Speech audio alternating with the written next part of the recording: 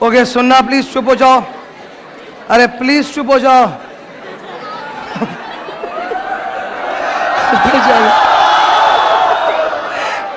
Break के पहले, अरे शांत हो जाओ यार। ब्रेक के पहले भी कंप्लीटेड यूनिट नंबर 3।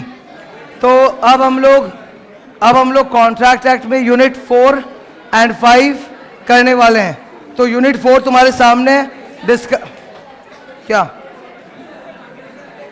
है? यूनिट 4, मैं यूनिट 4 स्टार्ट करने वाला हूं, प्लीज देखना। ओके शांत हो जाओ, हो गया। अरे प्लीज चुप हो जाओ। यूनिट नंबर 4 अग्रीमेंट, इसके अंदर 3 पार्ट्स है। एक है अग्रीमेंट, कितना बात कर रहा है यार, चुप हो जाओ यार। 3 पार्ट है यूनिट 4 के अंदर। पहला, agreements expressly declared as void. इसका सेक्शन का रेंज होता है 26 से लेके 30। अरे चुप हो, बोले जा रहा मैं पढ़ाऊं।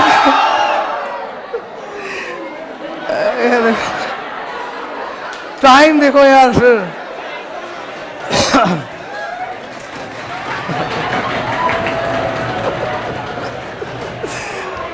अबे मत करो।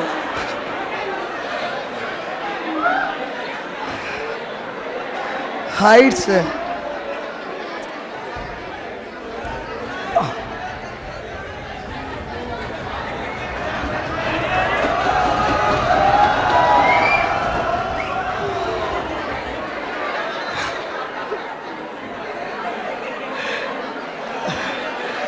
अबे ऐसे में स्टार्ट कैसे करूं? अब अबे बंद करो, कौन कर रहा है? ओह ठीक है, ओके स्टार्ट करो please please please please. Unit number 4, अभी 2 यूनिट्स है हम लोग के सामने। यूनिट 4 है और 5 है जो आखिरी है। कल हम लोगों ने 1, 2 और 6 कर लिया था। आज यूनिट नंबर 3 जो सबसे हैवी था वो फर्स्ट हाफ में हो गया, दैट्स द बेस्ट थिंग। तो अब हम लोग यूनिट 4 और 5 कर रहे हैं। यूनिट 4, 5 में जो कंटेंट होता है कंपैरेटिवली यूनिट 3 के मुकाबले कम है, ओके पर जो भी अच्छा कंटेंट है, इजी और इंटरेस्टिंग कंटेंट है। तो यूनिट नंबर 4, यूनिट 4 में क्या सीखने वाला हूं बता रहा हूं। 3 चीज आएगा इसमें। Agreements expressly declared as void, ऐसा 8 अग्रीमेंट्स है, ऐसा 8 अग्रीमेंट्स है जो नेक्स्ट स्लाइड में आने वाला है। फिर क्वाजी कॉन्ट्रैक्ट आएगा जिसके बारे में इतना बात हो रहा है कल से।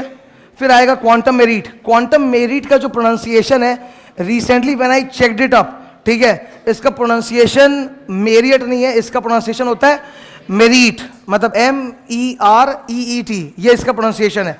तो फिर लास्ट टॉपिक है क्वांटम मेरिट, ये है यूनिट 4 के अंदर। अभी स्टार्ट कर रहा हूं इससे, agreements expressly declared as void. 8 नाम तुमको बोर्ड पे लिखा हुआ दिख रहा होगा, 8 नाम टोटल, ओके। इसमें से तुम देखो 4 पॉइंट्स ऐसे हैं जिनके बगल में मैंने लेटर लिखा है, मतलब उसके ऊपर आने वाला बाद का जो स्लाइड्स है उसमें डिटेल डिस्कशन किया जाएगा। ऊपर से स्टार्ट कर रहा हूं, क्या क्या एक्सप्रेसली डिक्लेयर्ड एज वॉइड है, पीछे दिख रहा है तो ठीक है। Number 1, trading with enemy. Enemy मतलब यहां पे हम लोग का एनिमी नहीं, एनिमी मतलब कंट्री का एनिमी। अगर कंट्री के एनिमी के साथ कोई भी तरह का ट्रेडिंग किया जाए तो वो agreement declared as void. Second, agreements for stifling prosecution. Stifling का मतलब होता है ऑब्स्ट्रक्टिंग, हिंडरिंग। ऐसे तो स्टाइफल का जो नॉर्मल इंग्लिश मीनिंग होता है वो होता है गला घोटना, बट यहां पर स्टाइफलिंग का मतलब है हिंडरिंग, ऑब्स्ट्रक्टिंग, जस्टिस की रुकावट, रास्ते में रुकावट बनना, दैट्स कॉल्ड स्टाइफलिंग प्रोसिक्यूशन। जैसे विटनेस खरीद लिया, आई विटनेस को पैसा देके खरीद लिया, तो ये जो अग्रीमेंट है ये ऑब्स्ट्रक्शन ऑफ जस्टिस हो गया ना, वॉइड, ठीक है। तो स्टाइफलिंग प्रोसिक्यूशन, जस्टिस के रास्ते में रुकावट करने वाला जितना अग्रीमेंट्स है सारा का सारा वॉइड। या फिर सोचो जरा, मतलब किसी आदमी ने कुछ गलत काम किया, ओके, जैसे फॉर एग्जाम्पल, एक सिंपल सा एग्जाम्पल है, एक आदमी है, उसने दूसरे, ऐसे बैठा रहेगा तुम लोग, मेरा ध्यान अटक जाएगा वहीं पे एकदम, ठीक है।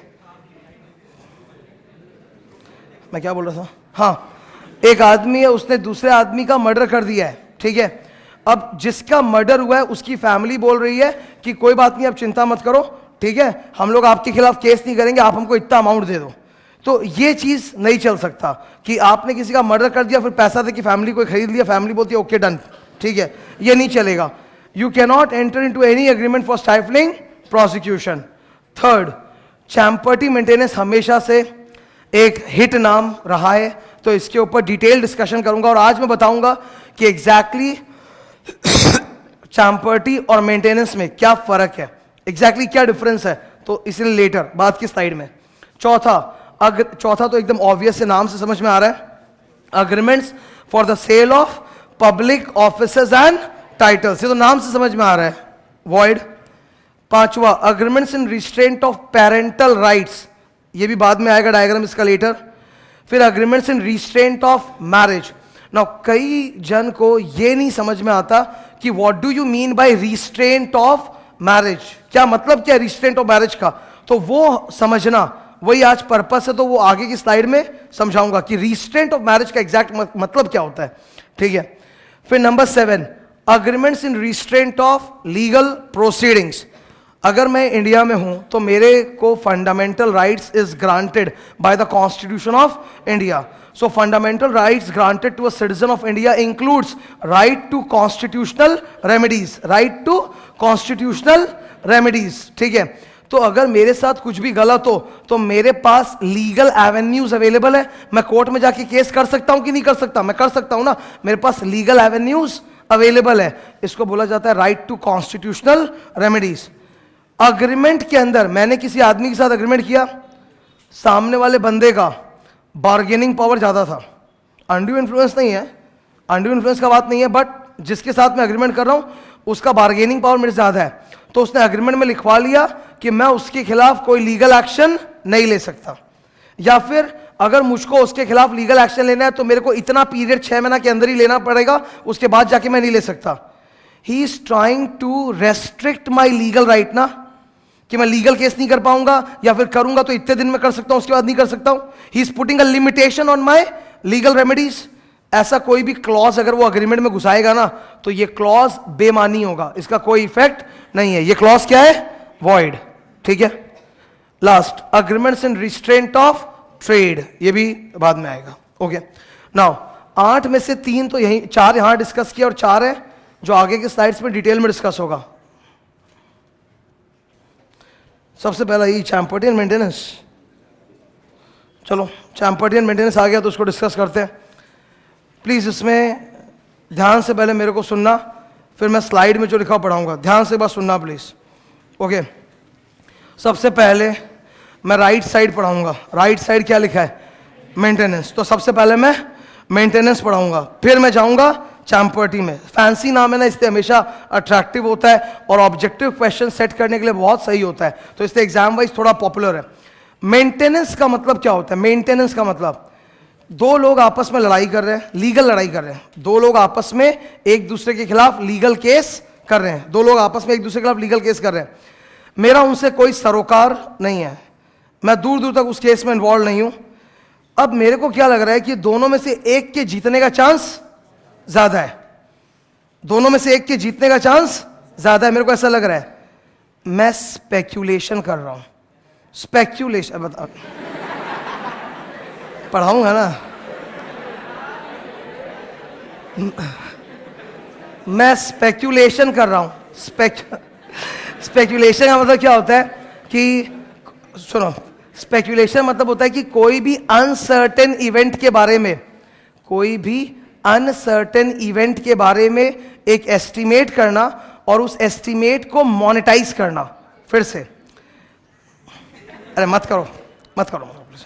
स्पेक्यूलेशन का मतलब क्या होता है, कोई भी अनसर्टेन इवेंट के आउटकम को एस्टिमेट करना। अनसर्टेन इवेंट का आउटकम तो यस नो कुछ भी हो सकता है ना, तो कोई भी अनसर्टेन इवेंट के आउटकम को एस्टिमेट करना और उस एस्टिमेट से किसी भी तरह फायदा कमाना, मोनेटाइज करना, दैट्स कॉल्ड स्पेक्यूलेशन। क्रिकेट में नहीं होता कि सट्टाबाजी, बेटिंग, तो उसमें क्या है कि वो 2 कंट्री आपस में वो कर रही है, मैच कर रही है, तो हम अनसर्टेन है कौन जीतेगा नहीं जीतेगा, तो हम लोग उसके आउटकम को पहले से एस्टिमेट कर रहे हैं कि ये जीतेगा, और अपने इस आउटकम या अपने इस एस्टिमेटेड फीलिंग को मोनेटाइज करना चाहते हैं। इसको बोला जाता है स्पेकुलेशन। शेयर मार्केट में होता है कि नहीं होता? मेरे को लगता है रिलायंस का भाव आज बढ़ेगा तो मैं खरीदूंगा, या मेरे को अगर लगता है रिलायंस का भाव आज गिरेगा तो मैं बेचूंगा। इसको बोलते हैं लॉन्ग होना या शॉर्ट होना। मतलब शेयर्स खरीदना मतलब होता है लॉन्ग होना, या बेचना मतलब शॉर्ट करना। ठीक है, तो मैं लॉन्ग शॉर्ट भी जो करता हूं वो मैं स्पेकुलेशन के आधार पर करता हूं। मेंटेनेंस में क्या हो रहा है, मैं ये वाला समझा रहा हूं, अभी ये समझाऊंगा फिर उसमें। पहले ये दो लोग आपस में लीगल केस कर रहे हैं, ओके, मेरा उस केस से कोई कनेक्शन ही नहीं है। मेरे को लगता है इस बंदे के जीतने का चांस ज्यादा है, मेरे को लगता है इस पर्टिकुलर बंदे के जीतने का चांस ज्यादा है।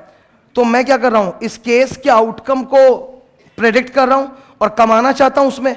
अब कमाऊं कैसे, अब कमाऊं कैसे, ये बात है। बिकॉज क्रिकेट पे सट्टाबाजी होता है, शेयर मार्केट में पूरा गांव सट्टाबाजी करता है, लेकिन किसी दो आदमी के लीगल केस पे बैठ के कौन सट्टाबाजी करेगा? किसी दो आदमी के लीगल केस पे के ऊपर कौन सट्टाबाजी करेगा? तो मैं क्या कर रहा हूं कि मैंने जिस पार्टी के जीतने का चांस है ना, मैं उसको अप्रोच किया और मैं बोला कि तुम्हारे पास लड़ने का पैसा नहीं है, पर तुम्हारा केस को देख के और मैं अपना एक्सपीरियंस बता सकता हूं कि तुम जीतोगे, पर तुम जीत नहीं पाओगे मेरे हेल्प के बिना। तो I am going to help you, lawyer द्वारा जज को खरीद के जो भी, आई हेल्प यू। ठीक है, तो वो बोला वेरी गुड, थैंक यू। फिर मैं बोला नहीं, थैंक्स की कोई बात नहीं है, जो जीतेंगे, जो जीतोगे तुम 50-50 कर लेंगे। ठीक है, such an agreement is called maintenance. ये मेंटेनेंस अग्रीमेंट बहुत खतरनाक है। खतरनाक क्यों है? क्योंकि अगर इस तरह का धंधा अलाउ किया गया, जहां पर भी लोगों को स्पेक्युलेटिव एक्टिविटी देखने को मिल पाया गया है ना, वो धंधा एकदम ग्रो कर गया है। जिस जगह भी स्पेक्युलेटिव एक्टिविटी देखी गई है, मैं बता रहा हूं, वो बिजनेस एकदम ग्रो कर गया है। शेयर मार्केट में स्पेक्युलेटिव एक्टिविटी तो होता ही रहता है, वो तो उसी चीज के लिए बना है। देखो शेयर मार्केट कहां चला गया ग्रोथ करके, लोग धनाधन उस बिजनेस में रुपया लगाना चालू कर दिए कि नहीं? जहां स्पेक्युलेशन आएगा लोग रुपया लगाएंगे, because it's a kind of easy money, फोकट का हराम का कमाई, दैट काइंड ऑफ थिंग। तो अगर इस चीज को भी अलाउ कर दिया जाए कि दो लोगों की लीगल केस में रुपया लगा लगा के स्पेकुलेशन करके कमाओ, तो ये तो एक स्पेक्युलेटिव बिजनेस बन जाएगा। फिर तो सोसाइटी में हम लोग दनादन केसेस पे रुपया लगाना चालू करेंगे और लोगों को भी मजा आएगा एक दूसरे के खिलाफ केस करने में। ऑलरेडी हिंदुस्तान में इतना केसेस पेंडिंग है, वहां और केसेस पेंडिंग हो जाएगा, बिकॉज जो आदमी पहले छोटे मोटे चीज को लेके केस नहीं करता था ना, वो भी अब करेगा, क्योंकि उसको मालूम है कि बैकलॉग में कोई है जो उसको पैसा देके सपोर्ट करेगा, और नुकसान तो कुछ है नहीं, जीत गया तो आधा आधा ही तो करेगा, कुछ तो मिला, चलो ठीक है। तो स्पेक्युलेटिव एक्टिविटीज को नहीं बनाना है, and for that reason this maintenance agreement has been expressly declared as void. Read मारो, रीड करो।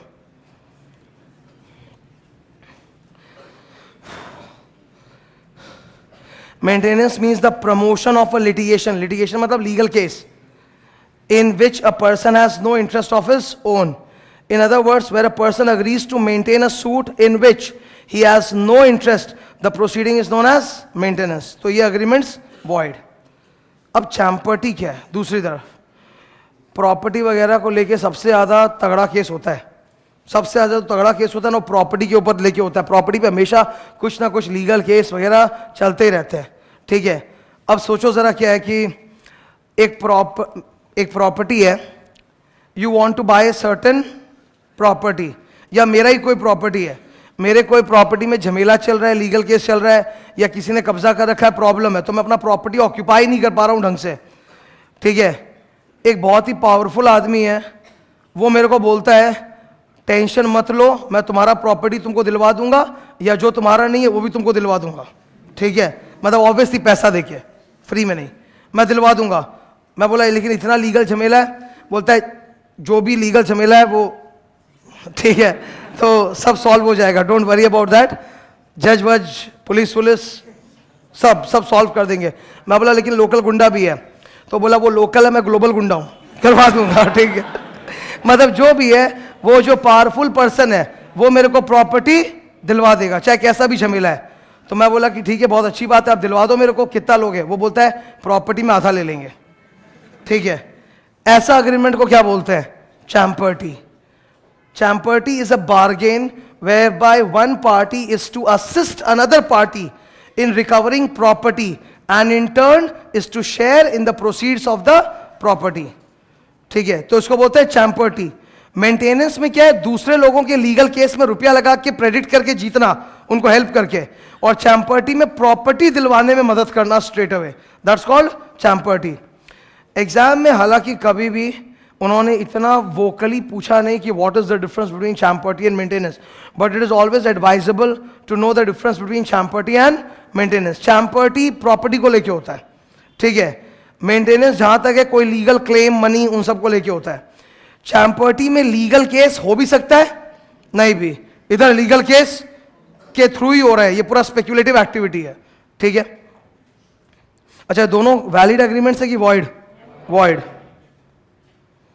Agreement in restraint of parental rights, जो भी यहां लिखा है, सीपीटी की क्लास है, कॉन्ट्रैक्ट एक्ट सिलेबस में बोल के ये पढ़ा रहा हूं, अदरवाइज बोल रहा हूं कि ये जो भी लिखा है एकदम झूठ और बकवास लिखा है, because the things have totally changed. एक बात बताओ मेरे को, चाइल्ड पे पहला अधिकार किसका है, फादर या मदर? मदर का फर्स्ट राइट होता है हमेशा, अगर डिवोर्स भी हो जाए तो पहला प्रायोरिटी मदर को मिलेगा।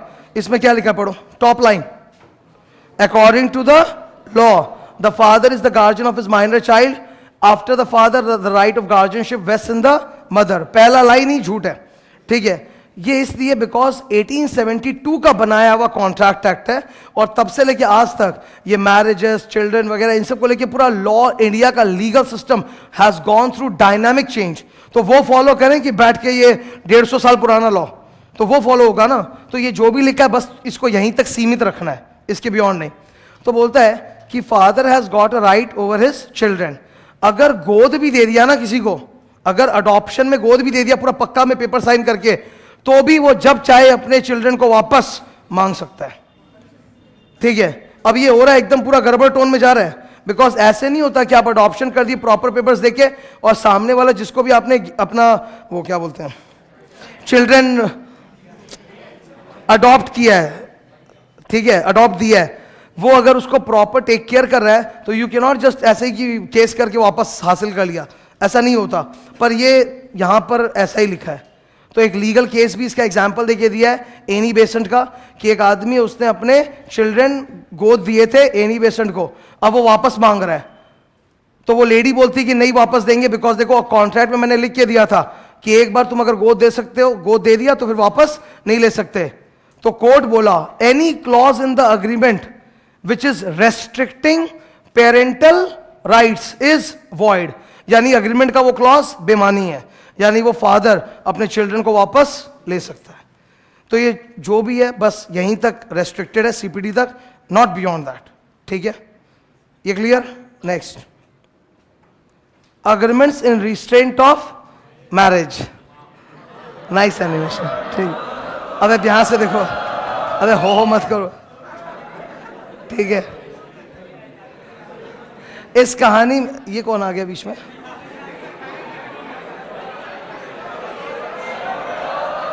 ठीक है, छोड़ो। इस कहानी में मेल सेम है पर फीमेल दो है, ठीक है। ए और ये बी, बी बी और फिर सी, अच्छा बी सी बी सी कर रहा है सब रिकॉर्ड हो रहा है, सुधर जाओ, ठीक है। अब एक बार इधर ध्यान दो, agreement in restraint of marriage, A has promised B, A has promised B कि वो उससे मैरी करेगा, वरना अगर मैरी नहीं करता है तो 1 करोड़ रुपया देगा। नीचे पढ़ना, ए प्रॉमिस्ड टू मैरी बी और पे ₹1 करोड़ इन डिफॉल्ट, या तो मैरी करेगा नहीं तो 1 करोड़ रुपया पे करेगा। यार अगर तुम इस अग्रीमेंट को ध्यान से देखो, then this agreement is restricting A from marrying any other person of his choice other than B. ये एक रिस्ट्रिक्शन डाल रहे हैं ना। ए ने प्रॉमिस किया कि मैं तुमसे ही शादी करूंगा, नहीं तो 1 करोड़ रुपया पेनल्टी दूंगा, पेनल्टी या डैमेज जो भी दूंगा, ठीक है।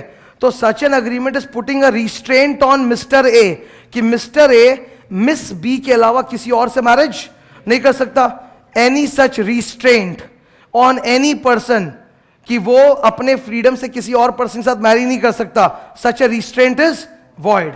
अब क्या हुआ, ए ने बी से शादी नहीं किया, ए ने सी से मैरिज कर लिया। तो डिफॉल्ट, अरे क्या बोल रहे हैं यार, पूरा पूरा वो क्या बोलूं मैं, हटाओ। ए ने बी से मैरिज नहीं किया, ए ने सी से किया, तो बी बोल रही है कि एज पर द अग्रीमेंट तुम मेरे को 1 करोड़ रुपया डैमेज दोगे। B sued A in a court of law, क्या वो जीतेगी? नहीं, because agreements in restraint of marriage are void, तो she will not succeed. Agreement in restraint of trade, इसके ऊपर काफी क्वेश्चंस आए हुए हैं, सीपीटी लेवल पे भी आए हुए हैं, और ये क्या नाम है, आईपीसीसी लेवल पे भी आया हुआ है, इसके बाद स्टडी कर रहे हैं। ये लास्ट टॉपिक है इस सीरीज में शायद, agreements in restraint of trade. ध्यान से सुनना एक बार please. Trade, business, profession, job, trade, business, profession, job, all these things give economic freedom to a person. All these things give economic freedom to a person. Without economic freedom, any freedom is meaningless. ठीक है? So अगर कोई भी person के ऊपर बंदिश डाला जाए कि वो फलाना ट्रेड, बिजनेस, प्रोफेशंस, जॉब नहीं कर सकता, then such a restriction is void. ये लॉजिक इस पूरे कॉन्सेप्ट के पीछे कि any agreement in restraint of trade is void. However, इसके 3 एक्सेप्शंस हैं। पहला एक्सेप्शन सेल ऑफ गुडविल, नीचे देखो ना, सेल ऑफ गुडविल। अगर एक कंपनी अपना कोई ब्रांड का गुडविल दूसरे कंपनी को बेच दे तो क्या वही ब्रांड फिर यूज कर पाएगी? क्या नहीं। जैसे मैं तुमको इसका एग्जाम्पल दे रहा हूं, फ्यूचर ग्रुप किशोर बियानी का है। फ्यूचर ग्रुप के 2-3 बड़े बड़े बिजनेस थे, एक था पैंटालून्स, दूसरा बिग बाजार, फिर तीसरा फूड बाजार, चौथा central mall and so on. Kishore Biyani का चालू किया हुआ धंधा है पूरा, फ्यूचर ग्रुप नाम है। क्या नाम है? Future group. फ्यूचर ग्रुप का जो पहला बिजनेस था वो था पैंटालून्स। इन्होंने अपना पैंटालून्स वाला बिजनेस आदित्य बिरला ग्रुप को बेच दिया। तो अब पैंटालून्स किसका हो गया? आदित्य बिरला का। आदित्य बिरला ने पूरा ब्रांड, गुडविल, पैंटालून्स का ब्रांड नेम सब खरीद लिया। अब अगर फ्यूचर ग्रुप किशोर बियानी वाला फिर से गारमेंट के बिजनेस में आए तो क्या वो लोग पैंटालून नाम यूज कर पाएंगे? क्या एक बार अगर गुडविल बेच दिया तो फिर सेम नाम यूज नहीं कर सकते, बिकॉज आदित्य बिरला वाला रिस्ट्रिक्शन डालेगा। आदित्य बिरला वाला लिखेगा कि क्योंकि हम लोग आपका गुडविल खरीद रहे हैं तो आप इस नाम को यूज नहीं कर सकते, आप पे रिस्ट्रिक्शन है। Is such a restriction valid? Yes, it is valid. दूसरा, पार्टनरशिप अग्रीमेंट्स में भी ऐसा रिस्ट्रिक्शंस होता है। पार्टनरशिप अग्रीमेंट में एक पार्टनर है, हम लोग को रिटायर करके जा रहे हैं, रिटायर करके हम लोग की फर्म से अलग हो रहा है, तो हम लोग उस पर बंदिश तो डालेंगे कि आप इस इलाके में यही वाला बिजनेस मत करना वरना सारे कस्टमर आप टान लोगे। तो ये रिस्ट्रिक्शन डाल सकते हैं क्या रिटायरमेंट पे? हाँ, डाल सकते हैं, वैलिड। तो पार्टनरशिप अग्रीमेंट्स में भी इस तरह का रिस्ट्रिक्शंस होता है। एडमिशन के वक्त रिस्ट्रिक्शन होता है, during the continuation of firm भी रिस्ट्रिक्शन रहता है कि कोई भी partner similar business competing carry on नहीं कर सकता। पार्टनरशिप में कल पढ़ाऊंगा अभी, कोई भी पार्टनर सेम बिजनेस जो फर्म करती है वो अपना प्राइवेट में करके कमाई नहीं कर सकता। तो ऐसा रिस्ट्रिक्शंस बिल्कुल वैलिड है। थर्ड है सर्विस अग्रीमेंट्स। देखो, सर्विस अग्रीमेंट्स में भी रिस्ट्रिक्शन होता है। I will give you 2-3 examples. जिस भी कंपनी में जाके जॉब पकड़ोगे वो कंपनी तुम्हारे एम्प्लॉयमेंट अग्रीमेंट में लिखेगी कि जब तक आप हमारे यहाँ काम कर रहे हो किसी और कंपनी में होल टाइम, पार्ट टाइम, कैसे भी टाइम काम नहीं कर सकते। सही है कि गलत? सही है, एकदम डालेगी तुम पे रिस्ट्रिक्शन।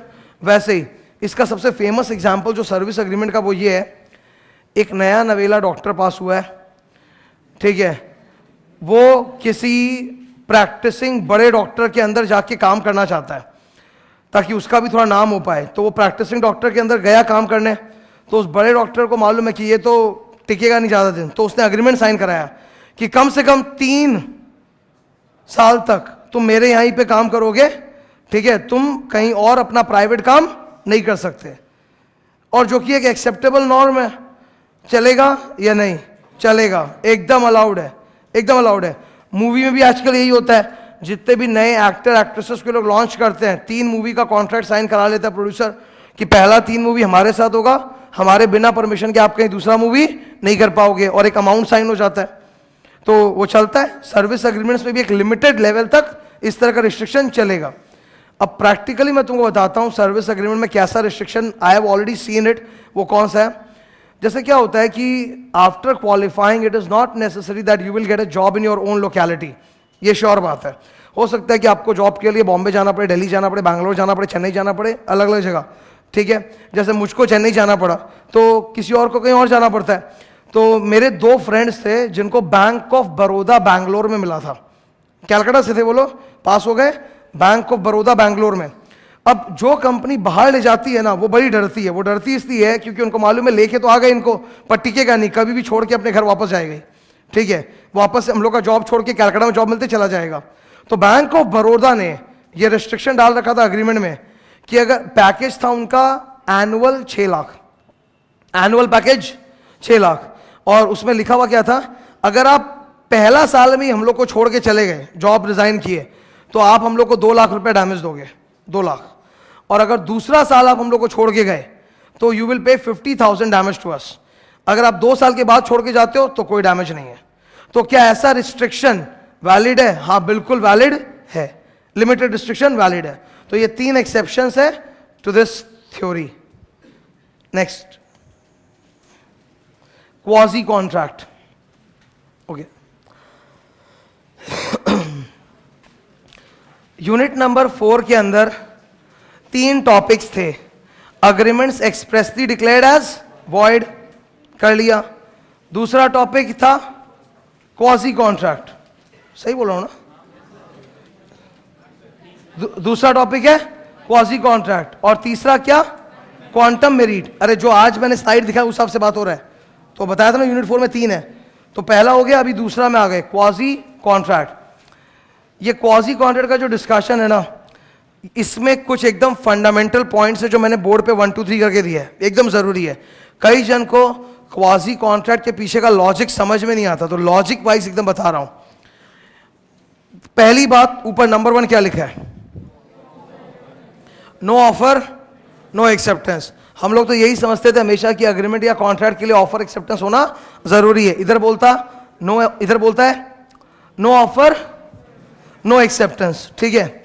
दूसरा, एक आदमी ने दूसरे आदमी के लिए कुछ किया है, एक आदमी ने दूसरे पर्सन के लिए कुछ किया है, जो बेनिफिट दे रहा है ना उसको अपने बोलते हैं बेनिफैक्टर, और जिसको बेनिफिट मिल रहा है उसको बोलते हैं बेनिफिशियरी।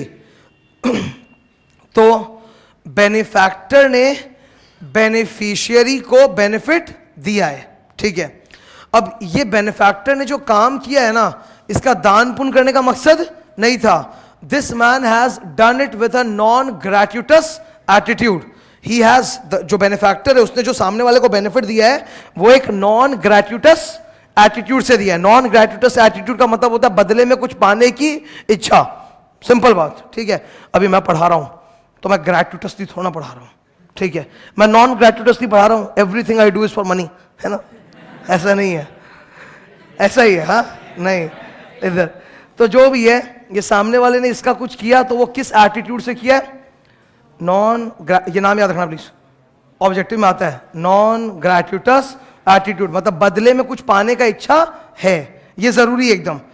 इन 3 पॉइंट में सबसे जरूरी पॉइंट है 3, सबसे इंपॉर्टेंट 3, कि सामने वाले ने जो दिया है बदले में कुछ पाने का इच्छा था, भले ही ऑफ। अब अगर ये 3 कंडीशन सैटिस्फाइड है तो भले ही इनके बीच में कोई ऑफर या एक्सेप्टेंस ना हो, लॉ अपने आप दोनों लोगों के बीच में कॉन्ट्रैक्ट क्रिएट करता है और इसके ऊपर एक ऑब्लिगेशन डालता है कि जो बेनिफिट इसने प्राप्त किया है वो रिफंड बैक करे या रिस्टोर करे। That's called quasi contract. Quasi contract कौन क्रिएट करता है? हम लोग की law. Express contract, implied contract कौन क्रिएट करता है? हम लोग। क्वाजी कॉन्ट्रैक्ट कौन क्रिएट करता है? लॉ। क्वाजी कॉन्ट्रैक्ट क्यों आया? What is the theme behind quasi contract? The theme behind quasi contract is principal of equity और द डॉक्ट्रिन ऑफ अनजस्ट। दोनों एक ही चीज है, दोनों अलग अलग नहीं, खाली 2 अलग अलग नाम है और तुमको दोनों नाम याद रखना है। ऑब्जेक्टिव में दोनों नाम अलग अलग दे के पूछा हुआ है, ऑब्जेक्टिव में दोनों नाम दिया हुआ है, तो दोनों में से कोई भी, मतलब कोई भी एक नहीं, दोनों ही नाम याद रखना पड़ेगा तुमको। दोनों का मतलब एक है। What is the theme behind quasi contract? Law क्यों आके हम लोग के बीच में कॉन्ट्रैक्ट क्रिएट किया? न्याय की खातिर, जस्टिस की खातिर, कि अगर एक ने कुछ किया है कुछ पाने की इच्छा से, तो सामने वाले का भी ड्यूटी बनता है कि वो उसको रिटर्न या रेसिप्रोकेट करे, ठीक है। तो इसको क्या बोलते हैं? प्रिंसिपल ऑफ इक्विटी या फिर doctrine of unjust enrichment. Unjust enrichment का मतलब होता है मैं सामने वाले को बेनिफिट दे रहा हूं, सामने वाला तो एनरिच हो गया मुझसे बेनिफिट लेके, पर मेरे को कुछ दे नहीं रहा है, तो he is enriched unjustly taking advantage of me, इसको बोलते हैं अनजस्ट एनरिचमेंट। तो उसका ड्यूटी बनता है कि वो मेरे को भी रेसिप्रोकेट करे, वापस कुछ दे, रिटर्न करे या कुछ और दे, ठीक है। तो to principles behind quasi contract. पीछे वापस इस डायग्राम पे तो क्या क्या देखने को मिला? बेनिफैक्टर इसने बेनिफिशियरी के लिए कुछ किया है, with what kind of attitude? Non gratuitous attitude. तो इसका ड्यूटी बनता है कि बदले में इसको रेसिप्रोकेट करे। Quasi contract, benefactor has to, ये उल्टा लिख दिया मैंने ना,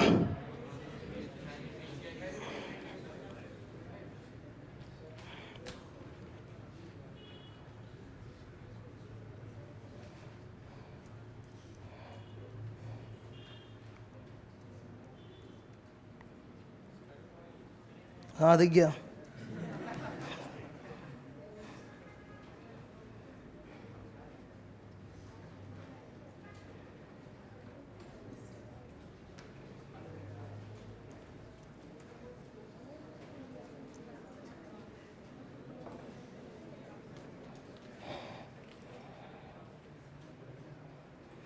Beneficiary has to restore the benefit to benefactor. So this is quasi contract. Law अपने आप आके इस आदमी के ऊपर एक कॉन्ट्रैक्चुअल ऑब्लिगेशन क्रिएट कर रहा है। अब क्वाजी कॉन्ट्रैक्ट का मैं दो इलस्ट्रेशंस कराऊंगा। इलस्ट्रेशन 1, जो माइनर वाला बात हो रहा था ना, नेसेसरीज, वही वाला टॉपिक, ऊपर हेडिंग देखो, claim for necessaries supplied to a person incapable of contracting. Who are the persons incapable of contracting? Minor, unsound mind, और भी होता है बहुत सारा, पर मेन ये दो, माइनर, ल्यूनेटिक। अनसाउंड माइंड मतलब ल्यूनेटिक, ठीक है। उनको दे रहा है या फिर उनके डिपेंडेंट, मतलब जो इनकॉम्पिटेंट आदमी है उसके लिए खर्चा कर रहे हो या उसकी फैमिली के लिए जो उस पर डिपेंडेंट है, तो उस आदमी के लिए खर्चा करो या उसके परिवार के लिए खर्चा करो, नेसेसरीज वाला, तो वो रिकवर कर सकते हो। कहां से रिकवर कर सकते हो? पर्सनली कि उसके एस्टेट से, उसके एस्टेट से। Example, A supplies B, B is a lunatic, unsound mind, और हिज चिल्ड्रन, ल्यूनेटिक या उसके परिवार को, with necessaries suitable to their condition in life. A is entitled to be reimbursed from B's property, ठीक है। ये पहला है। ये एग्जाम्पल क्लियर है क्या? अब एक बार मैं तुमको ना दो केस बता रहा हूं, जल्दी से सुनो और फिर बताना कि वहां पे क्वाजी कॉन्ट्रैक्ट होगा या नहीं होगा। ओके, फर्स्ट एग्जांपल, एक माइनर है, आया हम लोग से एजुकेशन लोन लेने, माइनर है वो, ठीक है, एजुकेशन लोन लेने आया, हम लोग जानते हैं कि माइनर है, हम लोगों ने उसको एजुकेशन लोन दिया है। अब बाद में वो पैसा देने में डिफॉल्ट कर रहा है, पर उसके पास ना थोड़ा बहुत प्रॉपर्टी जायदाद है। क्या हम लोग अपना एजुकेशन लोन का अमाउंट रिकवर कर पाएंगे उसके प्रॉपर्टी से? क्या? यस, ठीक है। अच्छा, जब मैं किसी को लोन देता हूं, लोन, तो मेरा एटीट्यूड क्या होता है? ग्रेचुटस की नॉन ग्रेचुटस? नॉन ग्रेचुटस लोन है ना। अगर मेरा एटीट्यूड ग्रेचुटस होता तो उसको लोन नहीं, डोनेशन बोलते हैं। अगर मेरा एटीट्यूड ग्रेचुटस होता तो मैं लोन थोड़ा बोलता, मैं इसको डोनेशन बोलता। दूसरा एग्जाम्पल, तुम कोई आदमी है जो एक माइनर को गोद लेके आया, ठीक है, और माइनर का परवरिश कर रहा है। बाद में पता चलता है कि वो माइनर जो है ही बिलोंग्स टू, उसकी ओरिजिनल फैमिली मिल गई, तो माइनर अपने ओरिजिनल फैमिली के साथ जा रहा है। नाउ आज तक जितना भी उस माइनर के अपब्रिंगिंग में खर्चा हुआ है, वो आदमी उस माइनर के प्रॉपर्टी से रिकवर करना चाहता है। कर सकता है क्या? कर सकता है क्या? नहीं रिकवर कर सकते। तो माइनर को गोद लेके आया था तो नॉन ग्रेचुटस एटीट्यूड था, ठीक है, सॉरी उल्टा बोल दिया, ग्रेचुटस एटीट्यूड था, नॉन ग्रेचुटस नहीं था। मतलब माइनर को जब गोद ला के परवरिश करे तो ये इच्छा नहीं था कि ये इन्वेस्टमेंट इससे एक दिन इंटरेस्ट कमाएंगे, रिकवर करेंगे। There was no such intention, तो वहां पे क्वाजी कॉन्ट्रैक्ट नहीं आएगा। सेकंड एग्जांपल, सेकंड एग्जांपल, ये जो दिख रहा है ना, ये केस लॉ है। ये केस लॉ का लैंग्वेज पढ़ने में थोड़ा हार्ड है, मैं इसको सिंप्लीफाई करके बता रहा हूं, ध्यान से सुनो। ये दूसरा एग्जांपल है क्वाजी कॉन्ट्रैक्ट का। इसका ये जो एग्जाम्पल दिया थोड़ा लैंग्वेज थोड़ा सा टफ है, मैं सिंप्लीफाई करके समझा रहा हूं। मेन फोकस मेरा इस पे नहीं है, मेन फोकस इस पे है। ये 4 पॉइंट जो नीचे दिख रहा है इस पे मेरा मेन फोकस है। ओके सुनो ध्यान से। कोई प्रॉपर्टी है, रेंटेड है, रेंटेड प्रॉपर्टी है, ठीक है। से फॉर इंस्टेंस हम लोग साथ में बिजनेस कर रहे हैं, तो हम लोगों ने एक रेंटेड प्रॉपर्टी लिया है, रेंट पे प्रॉपर्टी रेंट दे रहे हैं, साल भर हो गया धंधा करते हुए, जबरदस्त धंधा है, चल रहा है एकदम मस्त, ठीक है। अभी अचानक से खबर आया कि वो प्रॉपर्टी कोलकाता म्युनिसिपल कॉर्पोरेशन नीलाम करेगा। क्यों नीलाम करेगा? बिकॉज उस प्रॉपर्टी के ऊपर 25 साल से टैक्स देना बाकी है। तो हम लोग तुरंत लैंडलॉर्ड को फोन घुमाए जिसका प्रॉपर्टी ओनरशिप में है कि भाई आपका ये बिक रहा है तो टैक्स पे करो। वो बोला हाँ कर देंगे, डोंट वरी। ओके, प्रॉपर्टी हम लोग की है क्या?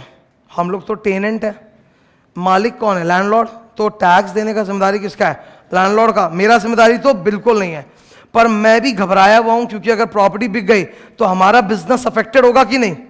प्रॉपर्टी बिक जाएगी तो हमारा बिजनेस अफेक्टेड होगा। लास्ट मोमेंट आ गया ऑक्शन का और अभी तक वो लैंडलॉर्ड टैक्स का पैसा नहीं दिया है। तो अब हम लोग तो घबराए हुए, हम लोगों ने जाके पैसा पे कर दिया और ऑक्शन कैंसिल हो गया। बहुत अच्छी बात है। अब जो भी पैसा हम लोगों ने दिया है, हम लोगों ने बेनिफिट दिया है ना। Who are we? बेनिफैक्टर।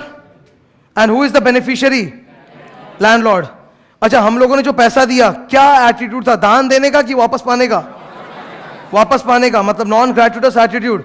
तो क्वाजी कॉन्ट्रैक्ट है। हम लोग उससे गए पैसा मांगने, तो वो बोलता है no offer, no acceptance, so no agreement. मैंने नहीं बोला था कि तुम जाके पे करो, मैं रीइंबर्स करूंगा, तो मैं रीइंबर्स नहीं करूंगा। दे दिया, अच्छा काम किया, दुआ मिलेगा, ठीक है। तो मेरे को दुआ नहीं चाहिए, मेरे को वो रीइंबर्समेंट चाहिए। क्या मैं रीइंबर्समेंट मांग सकता हूं? हाँ, क्वाजी कॉन्ट्रैक्ट। अब 4 कंडीशन है इसमें, वो 4 कंडीशन एक एक करके, थोड़ा छोटा है मैं रीड कर रहा हूं। First, the person making the payment is interested in the payment. मैंने यूं ही पे किया कि मेरे को अपने आप को बचाना था, मेरे को अपने बिजनेस को बचाना था, तो मैंने यूं ही पे नहीं किया है, पहली बात। दूसरा, the payment should not be A voluntary payment. Voluntary मतलब मेरा आदत है इस तरह का टाइम पास करने का, मेरा टाइम पास करने का आदत नहीं है। सरकमस्टांस ऐसे हो गए थे कि अगर मैं पे नहीं करता, मैं मजबूर था, सरकमस्टांस ऐसे थे कि अगर पे नहीं करता तो ऑक्शन हो जाता प्रॉपर्टी, मेरे को बिजनेस हटाना पड़ता तुरंत वहां से। Third, the payment must be to another person. ये पेमेंट एक्चुअली मैंने अपने लिए किया है कि किसी और के खातिर किया है? किसी और की खातिर, लैंडलॉर्ड की खातिर किया है। चौथा, the payment must B one which the other person was bound by law to pay, so landlord was legally bound to pay the taxes। तो चारों कंडीशन सेटिस्फाइड है, क्वाजी कॉन्ट्रैक्ट, उसको रीइंबर्स करना पड़ेगा, ठीक है। क्वाजी कॉन्ट्रैक्ट में main तुम ये याद रखोगे, ये दिख रहा है ना, ये 1 2 3, ये याद रहना चाहिए। अब यूनिट 4 का आखिरी टॉपिक, क्वांटम मेरिट, ठीक है। इधर बोर्ड पे एक स्लाइड है, इसमें क्वांटम मेरिट पे मैं डिस्कस करूंगा और फिर इसके बाद कुछ क्वेश्चन आंसर्स करेंगे, ठीक है। सुनना प्लीज। क्वांटम मेरिट का मतलब होता है as much as merited, as much as earned. दो नाम सुन लो, एज मच एज मेरिटेड या as much as earned. Proportionate मतलब मैंने प्रोपोर्शनेट किया तो प्रोपोर्शनेट मेरे को मिल जाएगा, दैट्स कॉल्ड क्वांटम मेरिट। अच्छा, क्वांटम मेरिट हर जगह लागू नहीं होता। एक दो बात एक्स्ट्रा बोल रहा हूं जो इसमें मैंने लिखा नहीं है, एक्स्ट्रा बोल रहा हूं, प्लीज ध्यान सुनो। क्वांटम मेरिट का एपरेंटली मीनिंग होता है प्रोपोर्शनेट पैसा दो, ठीक है। जैसे अगर हम लोगों ने, एक साधारण एग्जांपल ले रहा हूं, अगर हम लोगों ने 100 किलो राइस खरीदने का कॉन्ट्रैक्ट किया है किसी के साथ और वो आदमी हम लोग को 70 किलो दे रहा है, तो हम लोग 70 किलो ले लिए तो पैसा 70 किलो का देंगे कि नहीं? 70 किलो अगर ले लिए तो 70 किलो का तो पैसा देना पड़ेगा। ऐसा तो नहीं बोल सकते कि नहीं 70 किलो दिया, कमती दिया तो 1 भी रुपया नहीं देंगे। राइस भी ले लिया, पैसा भी नहीं दिया, ये तो चलेगा नहीं।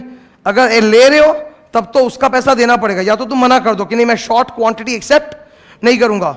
ये सेल ऑफ गुड्स एक्ट में आता है, सेल ऑफ गुड्स एक्ट में, कि सेलर अगर बायर को शॉर्ट क्वांटिटी देगा तो बायर रिफ्यूज कर सकता है। तो या तो मैं रिफ्यूज कर दूं या फिर मैं अगर ले रहा हूं तो मेरे को 70 का पैसा देना पड़ेगा ना, that's called proportionate quantum merit. ये उन कॉन्ट्रैक्ट्स में लगता है जो डिविजिबल हो। ये उन कॉन्ट्रैक्ट्स में लगता है जो डिविजिबल हो। सर्टेन कॉन्ट्रैक्ट्स ऐसे होते हैं ना जो इनडिविजिबल होते हैं, जिनमें क्वांटम मेरिट नहीं लग सकता।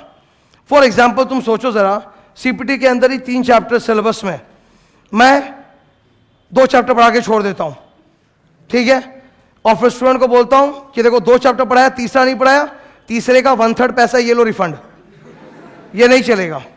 Because as a whole the subject is indivisible. कोई भी मतलब यहां पर जो मार्केट में बेचा जाता है प्रोडक्ट, वो एक एक एक्ट के हिसाब से, कॉन्ट्रैक्ट एक्ट 200 रुपया, सेल ऑफ गुड्स एक्ट 50 रुपया, ऐसे नहीं होता। ये जो पूरा मार्केट है इसमें लॉ एज अ होल बेचा जाता है। तो लॉ अपने आप में क्या है? Indivisible product. Movie like this, movie में 2 पार्ट होते हैं, इंटरवल के पहले इंटरवल के बाद, तो कभी भी वो अलग अलग बिकता है क्या? नहीं। तो अगर कोई हॉल वाला है एक पार्ट दिखा दिया और बोलता है सॉरी अब इंटरवल के बाद हम लोग को थोड़ा काम है, निकलो, ये लो आधा रिफंड, नहीं चलेगा, वहां क्वांटम मेरिट नहीं लगेगा। अब क्वांटम मेरिट में ये सब चीज जो मैंने बोला ये तो हल्के लेवल का सामान था। इंपॉर्टेंट क्या? 2 तरह से क्वांटम मेरिट होता है। क्वांटम मेरिट का मतलब क्या? प्रोपोर्शनल। यहां पर प्रोपोर्शनल करने का 2 तरीका है। एक है जो सबको ही जानते हैं, डिवीजन। एक कौन सा है? डिवाइड करके, मतलब जितना मिला उसका रेशियो निकाल के डिवाइड करके निकाल लो, दैट्स कॉल्ड प्रोपोर्शनेशन, ठीक है, सिंपल। दूसरा है प्रोपोर्शनेट बाय सब्ट्रैक्शन। ये क्या होता है? ये होता है the contract was completely performed, the contract was completely performed but poorly performed. तो पूरा परफॉर्म हुआ है तो डिवाइड करने का गुंजाइश नहीं, पर खराब तरीके से हुआ है तो वो खराब तरीके को ठीक कराने के लिए जितना खर्चा लगेगा वो कॉन्ट्रैक्ट अमाउंट से माइनस कर दिया जाएगा। इसका सबसे फेमस एग्जांपल होता है कि हम लोगों ने सपोज इंटीरियर डेकोरेशन करने के लिए कॉन्ट्रैक्ट किसी को दिया, वो आदमी ने पूरा घर का इंटीरियर डेकोरेशन किया लेकिन थोड़ा खराब तरीके से किया, तो उस खराब को ठीक कराने में हमारा एक्स अमाउंट लग गया। तो अब जब हम लोग उसको पेमेंट करेंगे तो जो उसका पेमेंट अमाउंट है माइनस एक्स करके देंगे। यहां डिवाइड बाय मल्टीप्लाई बाय नहीं हो रहा ना, यहां माइनस हो रहा है ना। ये क्वांटम मेरिट का एक दूसरा तरीका है, ठीक है। Quantum merit clear. नेक्स्ट, अब ऑब्जेक्टिव्स में जा रहा हूं। तुम्हारे शीट में कौन सा है?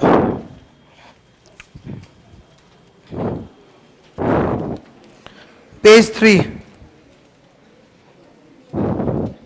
पेज 3।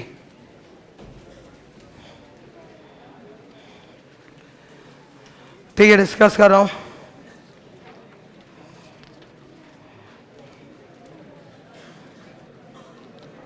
ओके, ऑब्जेक्टिव्स तुम देखोगे, मिल गया ना?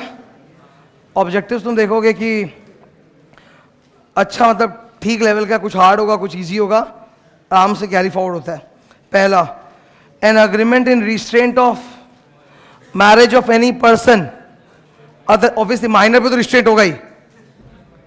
N agreement in restraint of a marriage of any person is void. A person enters into an agreement whereby he is bound to do something which is against his public or professional duty. कोई भी ऐसा काम कर रहे हो जो public duty या professional duty के खिलाफ है, उसको बोला जाता है अगेंस्ट या अपोज टू पब्लिक पॉलिसी। तो इसका आंसर है अपोज टू पब्लिक पॉलिसी, ठीक है। कोई भी ऐसा काम कर रहे हो, जैसे एक बात सुनो, we stay in a certain society, our society carries certain amount of culture, जो अलग अलग देश में अलग अलग होता है। Culture is something which is not constant from country to country और even society to society, it changes.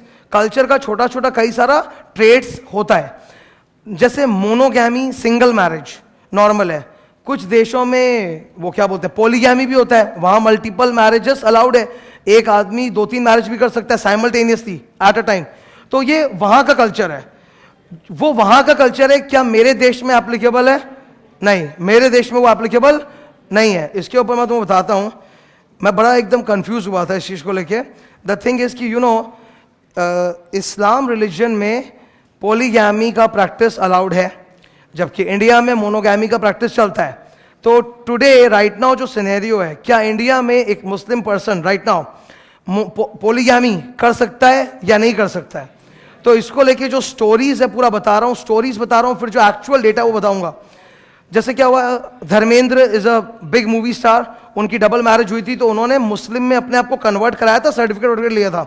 तो ये सब स्टोरीज जब सुनते तो लगता है हाँ भाई कर सकते हैं, तो मतलब कोई हिंदू आदमी भी अपने आप को मुस्लिम में कन्वर्ट करके पॉलीगैमी कर सकता है, ऐसा लगा। फिर इस पर सुप्रीम कोर्ट का रूलिंग आ गया। सुप्रीम कोर्ट का हुआ ये कि एक गवर्नमेंट एम्प्लॉय था जो मुस्लिम है, ठीक है, बिलोंगिंग टू इस्लामिक रिलीजन, उसने पॉलीगैमी कर लिया, शादीशुदा था, दूसरी शादी कर ली। तो जो पहली पत्नी थी उसने कोर्ट में केस कर दिया कि ये गलत कर रहा है, मोनोगैमी अलाउड है देश में, पॉलीगैमी कर रहा है। तो वो आदमी बहाना दे रहा है कि नहीं मैं since I belong to Islam religion तो वहां पे अलाउड है, बोल के अलाउड है। ये सब जो मुद्दा होता है बहुत डाइसी होता है, जहां पे इंटरप्रिटेशन ऑफ लॉ आ जाता है। तो ये सब मुद्दा स्ट्रेट टॉप कोर्ट के पास जाता है हिंदुस्तान में, सुप्रीम कोर्ट। सुप्रीम कोर्ट ने बोला कि पॉलीगैमी जो इस्लाम में बोला गया है, पॉलीगैमी वो एक प्रैक्टिस है, वो रिलीजियन का कोई एसेंशियल रिक्वायरमेंट नहीं है। एसेंशियल रिक्वायरमेंट क्या? वो रिलीजियन का कोई एसेंशियल रिक्वायरमेंट नहीं है, वो एक तरह का रिलीजियस प्रैक्टिस है। जैसे किसी रिलीजन में ये होता है कि कोई फेस्टिवल के दिन इस एनिमल का बलि देना है, तो that's just a practice, that's not mandatory, ठीक है। इसलिए पॉलीगैमी इवन इन इस्लाम में वो सिर्फ एक प्रैक्टिस है जो नेसेसरी नहीं है, बस वो बोला गया it's not necessary for the practice of the religion. अगर आप इस्लाम रिलीजन के फॉलोवर हो तो आपके लिए करना जरूरी नहीं है, it's just a discretionary practice, तो वो अलाउड नहीं है। इवन इस्लाम में भी सुप्रीम कोर्ट ने बोल दिया कि इंडिया में जहां तक बात सवाल उठता है वहां ये मोनोगैमी ही चलेगा, पॉलीगैमी नहीं चलेगा। और वो खुद गवर्नमेंट का एम्प्लॉय था।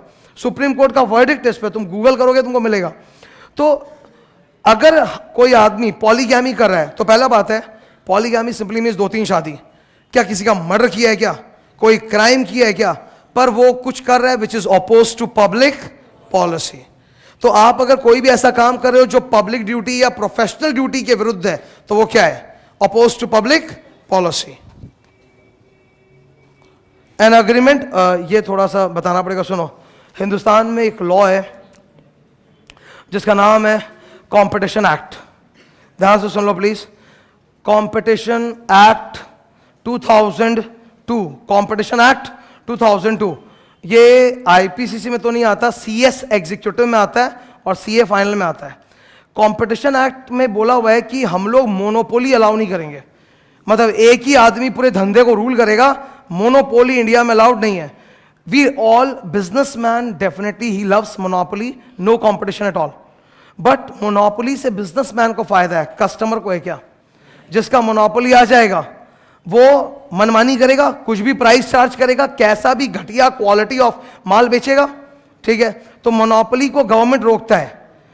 अब जो बिजनेसमैन है उसने मोनोपोली क्रिएट करने के लिए कई सारे एंटी कॉम्पिटिटिव अग्रीमेंट किए। आई रिपीट, एक बिजनेसमैन है वो अपना मोनोपोली चाहता है, तो मोनोपोली करने के लिए उसने एंटी कॉम्पिटिटिव अग्रीमेंट्स एंटर किया है। एंटी कॉम्पिटिटिव अग्रीमेंट वो होता है जिसके थ्रू तुम सारे कंपटीशन को तोड़ फोड़ के रख दोगे, ठीक है। Such agreements are void, in fact they are illegal, ठीक है। An agreement for the creation of monopoly is allowed, no, is opposed to public policy and hence void, yes. Number C, is not detrimental to any nation, it is detrimental, it is harmful to a nation.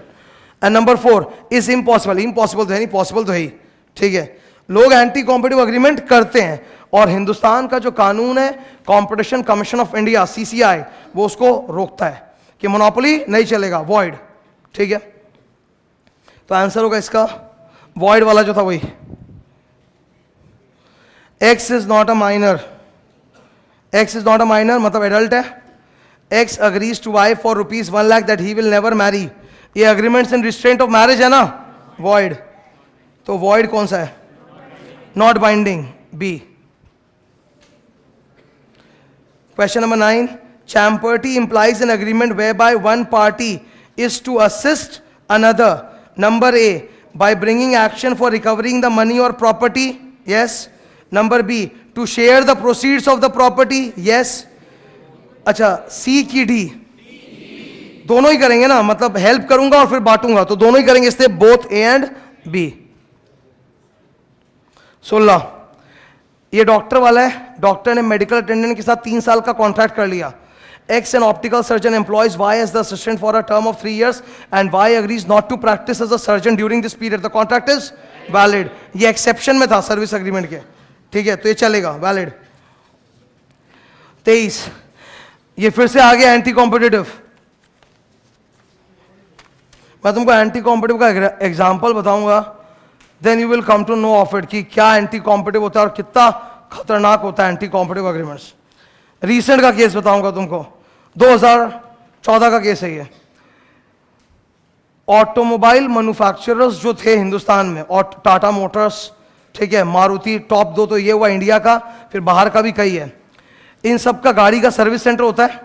Okay, किसी की गाड़ी खराब हो जाए तो अगर गाड़ी में खाली रिपेयर वर्क है तो लोकल गैराज में जाके करवा सकते हो, लेकिन अगर पार्ट चेंज कराना पड़े तो तुमको सर्विस सेंटर में जाना पड़ेगा, क्योंकि ओरिजिनल पार्ट बाहर नहीं बिकता.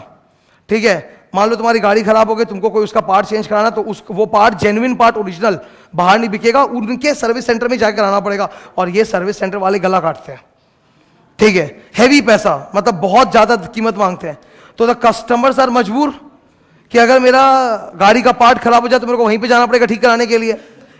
ऐसा इसलिए है क्योंकि ऑटोमोबाइल कंपनी ने अपने सर्विस सेंटर्स के साथ अग्रीमेंट कर रखा है कि सारे कस्टमर को एकदम क्लियर इंस्ट्रक्शन है कि ओरिजिनल पार्ट नहीं बेचेंगे, वो अगर रिप्लेस कराना है, ठीक कराना है, हमारे यहाँ आके कराना पड़ेगा, बाहर नहीं बेचेंगे. अब अगर ध्यान से सोचो, जरा ध्यान सोचो क्या सीन चल रहा है. सोचो कि मैं एक छोटा ऑटोमोबाइल मैन्युफैक्चरर कंपनी हूं, छोटा कंपनी हूं, डिफरेंट, और दूसरे ऑटोमोबाइल मैन्युफैक्चरर्स जो हैं वो इस तरह का बंदिश डाल रहे हैं. अगर मेरे को आगे बढ़ना है तो मैं ये प्रैक्टिस बंद कर दूंगा, मैं एक ऑटोमोबाइल कंपनी हूं, मैंने चालू किया आज से कि मेरा जेन्युइन पार्ट तो बाहर भी बिकेगा, जाओ आप किसी लोकल गैराज में कराओ, हम लोग को कोई प्रॉब्लम नहीं है. मैं करूंगा ना ऐसा, ताकि कंपटीशन में मेरे को फायदा हो. गवर्नमेंट देखा कोई भी मैन्युफैक्चरर ऐसा नहीं कर रहा है, कोई भी ऑटोमोबाइल मैन्युफैक्चरर ऐसा नहीं कर रहा है, सबके सब एक ही लकीर के फकीर बने हुए हैं.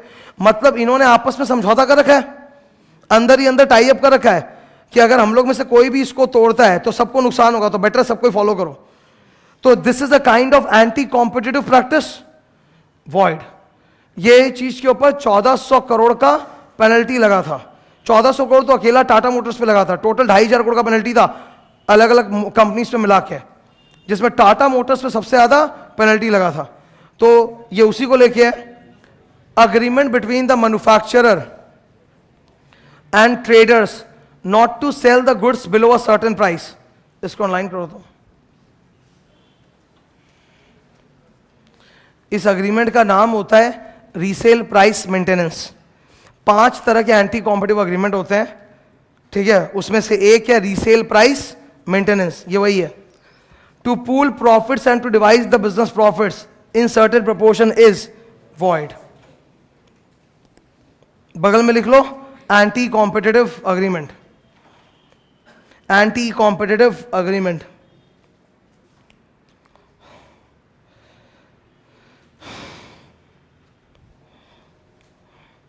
Next,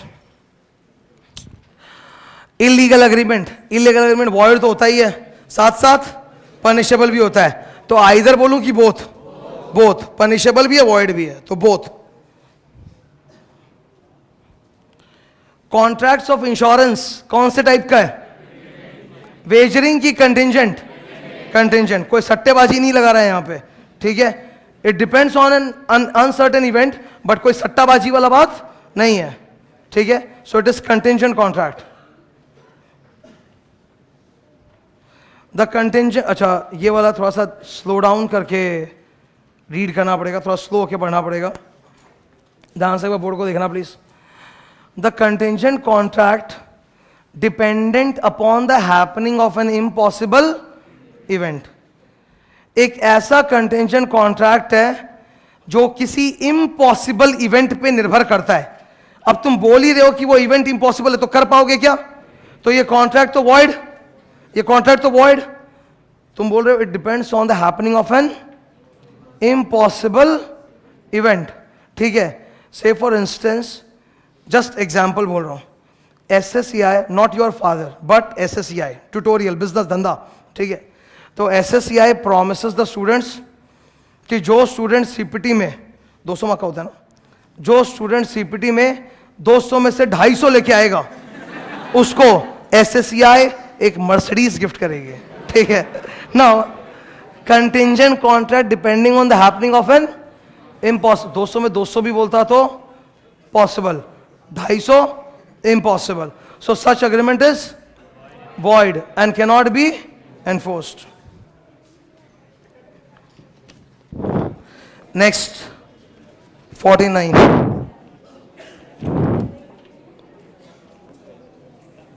(57) In which of the following agreements restraint of trade is valid? Restraint of trade किस में चलेगा? तीनों में चलेगा। गुडविल के केस में चलता है। Trade combinations to the extent they do not create monopoly.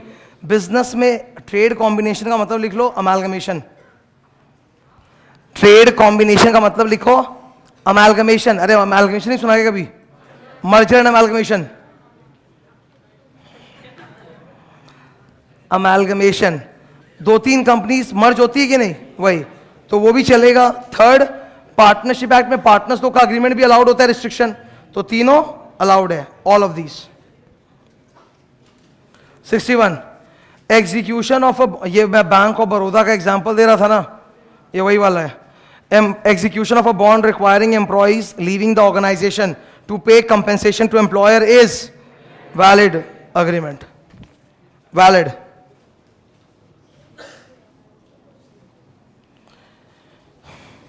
An employee by the terms of his service agreement is prevented from accepting a similar engagement after the ये देखो, after the termination of service, मतलब हम लोग से निकल के जाओगे तो कहीं और जॉब नहीं कर सकते, ये चलेगा क्या?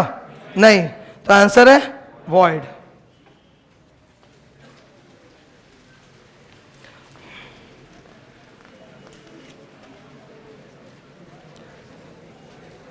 कौन सा?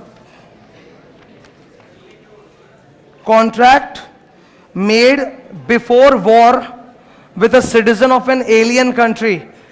एलियन कंट्री का मतलब होता है, एलियन कंट्री का मतलब होता है एनिमी कंट्री, जिसके साथ तुम्हारा लड़ाई चल रहा हो, ठीक है। And don't say Pakistan because अभी राइट नाउ कोई लड़ाई, अभी एकदम दोस्त है, ठीक है। मतलब लॉ में यही अज्यूम होता है, जब तक लड़ाई नहीं चल रहा हो तब तक दोस्त है। तो उस लिहाज से फॉरेन कंट्री के साथ जो अग्रीमेंट चल रहे थे लड़ाई के पहले, उनका क्या होता है लड़ाई चालू होने के बाद? युद्ध चालू होने के बाद वो सारे कॉन्ट्रैक्ट सस्पेंड हो जाते हैं और युद्ध खत्म होने के बाद फिर से एक्टिव। तो इसका आंसर है suspended and are revived after the war is over. जैसे इंपोर्ट एक्सपोर्ट का अग्रीमेंट, ठीक है। इन अ वे, अच्छा ये सुन लो प्लीज, 2 नाम है सिलेबस में, wagering agreement, contingent contract.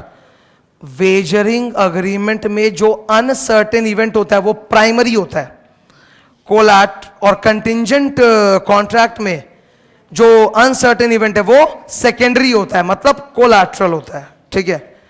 Wagering agreement पूरा टिका हुआ ही अनसर्टेन के ऊपर है, शर्त लगाया उस अनसर्टेन इवेंट के ऊपर, तो वही सब कुछ है। In a wagering agreement the future event is the primary factor in determining the agreement. In a contingent contract, the future event is a collateral aspect in determining the agreement.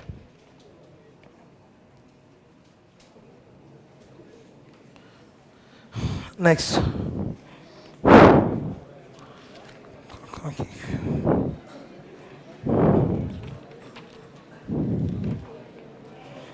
अच्छा, objectives थोड़ा बाद में करूंगा, theory में जा रहा हूं। एक चीज सुनो, ये जो सेकंड सीरीज वाले ये ऑब्जेक्टिव्स हैं टॉपिक 4 वाले, क्या है कि अगर मैं इसको पूरा डिस्कस करने में चला गया तो यूनिट 5 वो डिस्कस नहीं हो पाएगा ढंग से। तो पहला एजेंडा वो है कि उसको एक बार डिस्कस कर दूं, फिर देखते हैं वक्त कितना बचता है, ओके, फिर इसमें कर लेंगे। तो पहले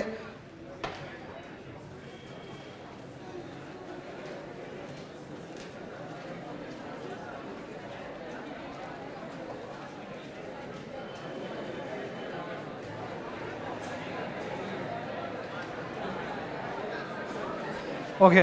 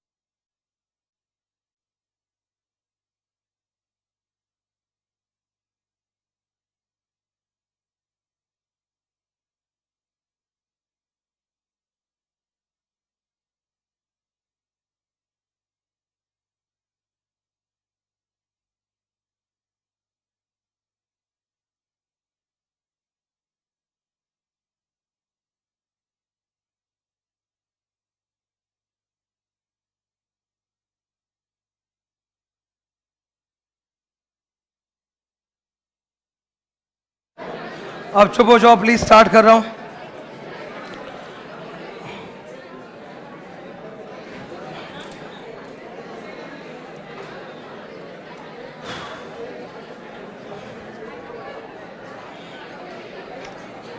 एक बार वहां पे फैन ऑन कर दो ना।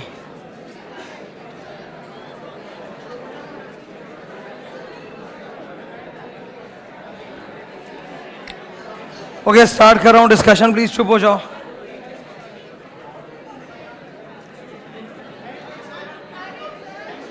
अरे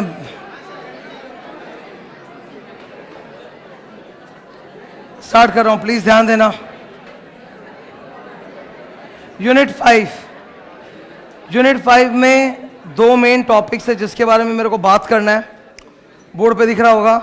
सबसे पहले इस साइड है परफॉर्मेंस ऑफ कॉन्ट्रैक्ट्स और राइट साइड में दिया है असाइनमेंट। परफॉर्मेंस में अटकता नहीं है कोई, ठीक है।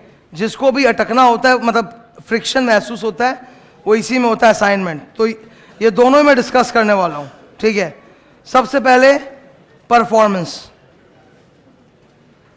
परफॉर्मेंस दो पार्ट में डिवाइडेड है, as you can see on the board. Actual performance और दूसरा अटेम्प्टेड परफॉर्मेंस।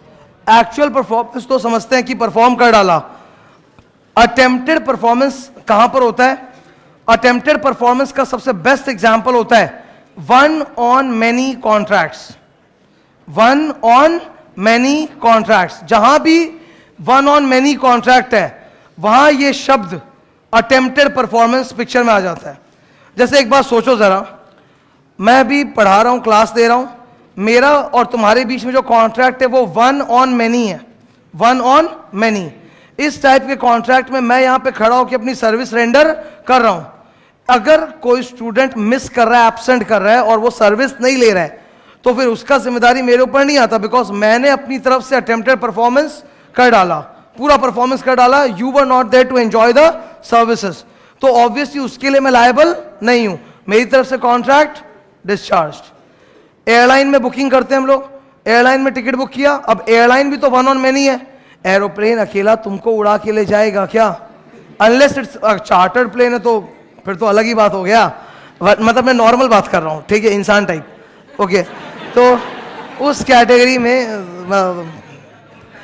मतलब नॉर्मल बात है कि अगर एरोप्लेन तो बहुत सारे लोगों को उठा के ले जाएगा, तो वहां पे अगर कोई पर्सन फ्लाइट मिस कर दे तो वो थोड़ा बोलेगा कि मेरे लिए वापस मंगवाओ प्लेन, मेरे को जाना है। नहीं, बिकॉज उन्होंने अपनी तरफ से अटेम्प्टेड परफॉर्मेंस कर डाला। मूवी शो का वही बात है। सपोज 3 बजे का कोई मूवी शो था जो हम लोग बुक करके बैठे हुए थे, नहीं गए। अरे ठीक है यार, मैं लोकल मूवी का बात कर रहा हूँ, ठीक है, तो हाइट्स एकदम। अब मूवी थिएटर में भी हम लोग टिकट बुकिंग कर दिए, नहीं जा पाए किसी वजह से, तो बाद वाला शो में थोड़ा ना तुमको एंट्री करने देगा। उनकी तरफ से अटेम्प्टेड परफॉर्मेंस हो गया। सो अटेम्प्टेड परफॉर्मेंस का एक और नाम है टेंडर। अटेम्प्टेड परफॉर्मेंस का एक और नाम है क्या? टेंडर। टेंडर नाम दो जगह आता है, कल भी आया था जब मैं इनविटेशन टू ऑफर टॉपिक पढ़ा रहा था, तो वहां पढ़े थे कि टेंडर क्या होता है? ऑफर। और यहां मैं बोल रहा हूं टेंडर मतलब अटेम्प्टेड परफॉर्मेंस। तो दो नाम है। जब ऑब्जेक्टिव आएगा तो हाउ विल आई अंडरस्टैंड कि टेंडर मीन्स व्हाट, वो लैंग्वेज और ऑप्शन पढ़ के समझ में आ जाएगा। जब ऑब्जेक्टिव आएगा ना टेंडर पे, तो लैंग्वेज पढ़ के समझ जाओगे कि इनविटेशन टू ऑफर वाला टॉपिक से पूछ रहा है कि अटेम्प्टेड परफॉर्मेंस से पूछ रहा है। क्लियर एकदम? Next, assignment. मेरे डिस्कशन का फ्रॉम द स्लाइड्स टॉपिक के लिहाज से ये आखिरी टॉपिक है, असाइनमेंट ऑफ कॉन्ट्रैक्ट। इसको डिस्कस कर रहा हूं।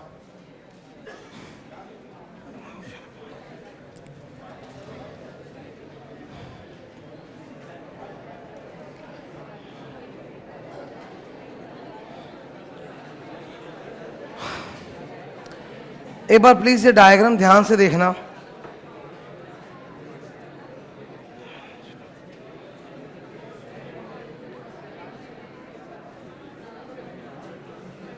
एक बार इस टॉपिक को ध्यान से देखना। असाइनमेंट, मैं इसका मीनिंग एक्सप्लेन कर रहा हूं। अच्छा, अराउंड 7 to 8 मिनट्स लगेगा इसको डिस्कस करने में। प्लीज़ बात मत करना, मेरा एनर्जी लेवल पूरा डाउन होते जा रहा है, तो एकदम बात मत करना। असाइनमेंट का सिंपल मतलब होता है transfer. The word assignment carries different meanings in different context.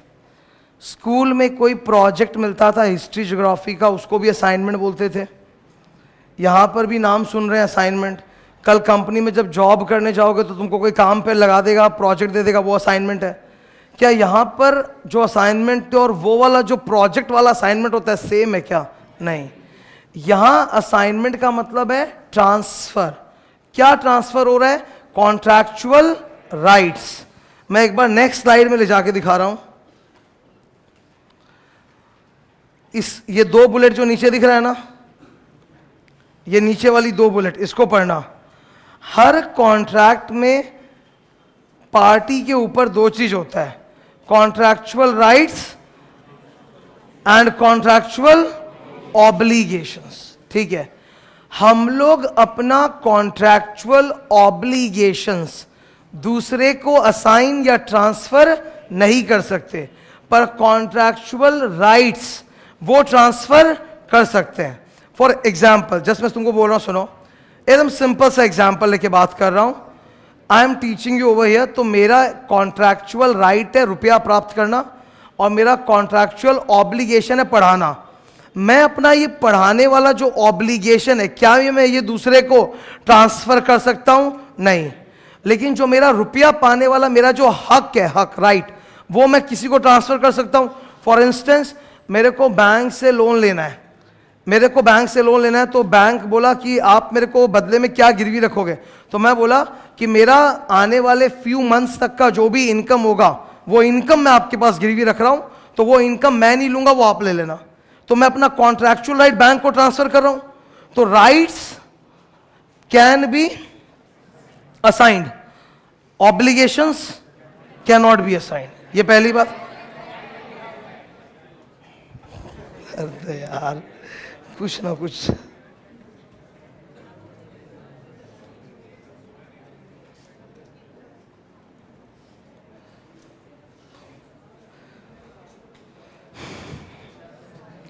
अब ठीक है, तो rights can be assigned, obligations can not be assigned. ठीक है, अब असाइनमेंट को एक इलस्ट्रेशन से समझेंगे और फिर इस डायग्राम में आएंगे, इसमें बाद में आएंगे।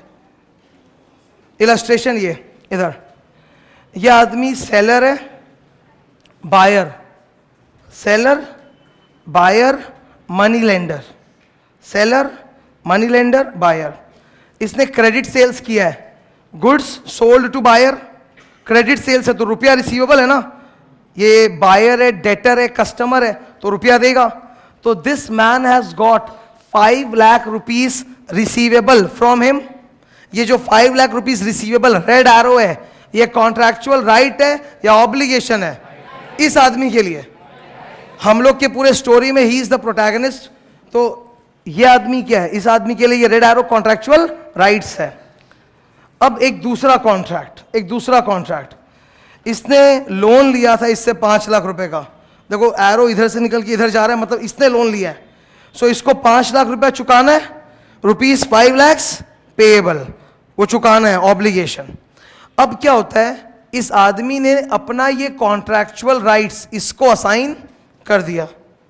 इस आदमी के पास ये रेड वाला कॉन्ट्रैक्चुअल राइट्स है 5 लाख पाने का, वो इसने इस मनी लेंडर को असाइन कर दिया कि ये 5 लाख रुपया मैं नहीं लूंगा, आप ले लेना इससे।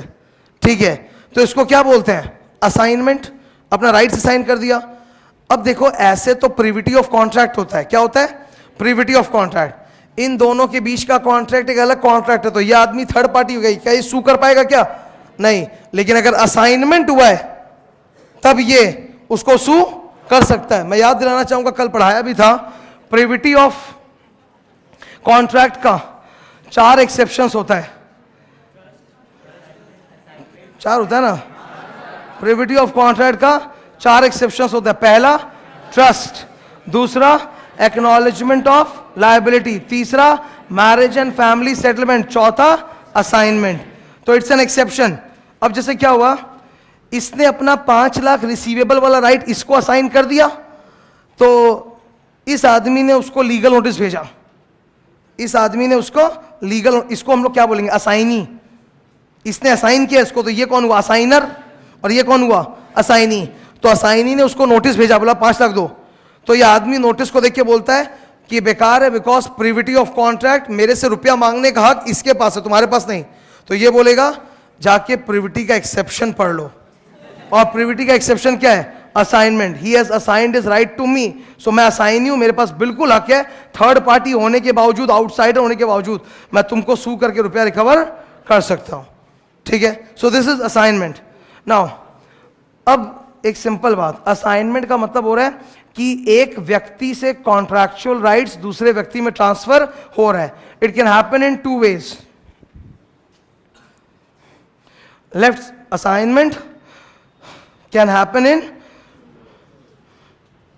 2 ways। पहला वाला बाय ऑपरेशन ऑफ लॉ। जब भी ऑपरेशन ऑफ लॉ आता है इसका 2 ही मतलब होता है, क्या, डेथ या इंसॉल्वेंसी। और दूसरा क्या है, बाय एक्ट ऑफ पार्टीज। मैं एक सवाल पूछूंगा, जवाब देना, ठीक है।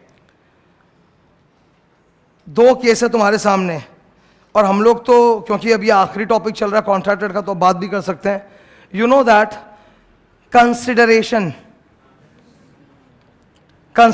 Is necessary for every agreement.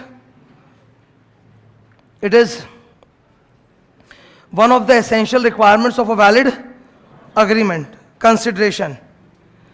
इन 2 में से किस केस में कंसिडरेशन इन्वॉल्व है? दोनों में है कि एक में है, और एक में है तो किस में है, बताओ। इसमें कंसिडरेशन इन्वॉल्व नहीं है। फादर की अगर डेथ हो रही है तो उसका जितना भी प्रॉपर्टी वगैरह है वो सब उसके चाइल्ड के नाम पे अपने आप चला जाएगा ना, फादर बदले में कुछ लेगा क्या? तो फादर से सन में डेथ के टाइम पे जो प्रॉपर्टी का ट्रांसफर होता है वो ऑटोमेटिक होता है, उसमें फादर को कुछ मिलता नहीं है रिटर्न में। इंसॉल्वेंसी, अगर एक आदमी इंसॉल्वेंट हो जाए तो उसके प्रॉपर्टी वगैरह को बेचने का सारा पावर उसके लिक्विडेटर के पास अपने आप ही आ जाता है ना, उसका जो ऑफिशियल रिसीवर या साइनी अपने आप आ जाता है, तो उसको बदले में कुछ मिलता है क्या? नहीं। तो वहां पे भी कंसिडरेशन नहीं होता, यहां पर ऑटोमेटिक असाइनमेंट होता है। और ये होता है bye act of parties. Bye act of parties मतलब मैं जिंदा हूं, बैंकरप्ट भी नहीं हूं, और मैंने चला के अपना कॉन्ट्रैक्चुअल राइट किसी को दे दिया है, तो फिर तो मैं कंसिडरेशन लूंगा ना। जैसे प्रीवियस डायग्राम में डेथ हो रहा है क्या, इंसॉल्वेंसी हो रहा है क्या? नहीं, ये जिंदा है, अच्छा भला है, देखो ये अपना कॉन्ट्रैक्चुअल राइट्स इसको असाइन कर रहा है। ऐसे ही कर रहा है कि फॉर सम कंसिडरेशन लोन लिया हुआ था 5 लाख का, उससे कर रहा है ना। तो consideration is involve in right side, इस साइड कोई कंसिडरेशन नहीं होता। ये तो हो गया, असाइनमेंट इज ओवर। अब ऑब्जेक्टिव्स वगैरह पे आ रहा हूं। वो शीट कहाँ गया?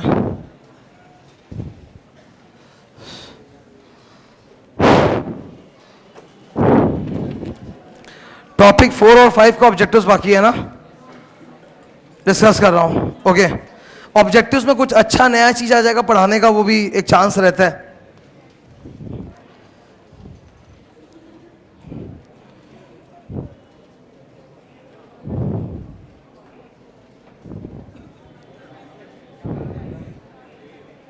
ये पेज नंबर 4, ठीक है।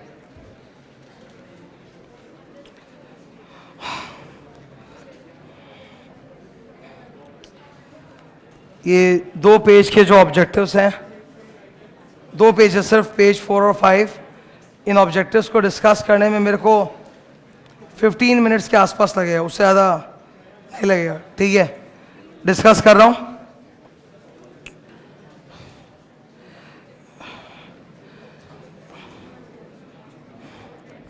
Page 4, contract act topic 4। Board से डिस्कस कर रहा हूं. Quasi contractual obligations are also termed as.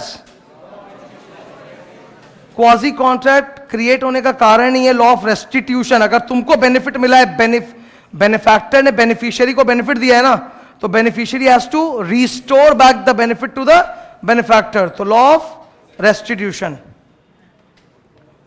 Next, claim for necessaries of life supplied to a lunatic under section 68 of Indian Contract Act can be enforced against खाली lunatic का property. तो answer कौन सा होगा? D, Delhi ल्यूनेटिक्स property और estate. ठीक है, तो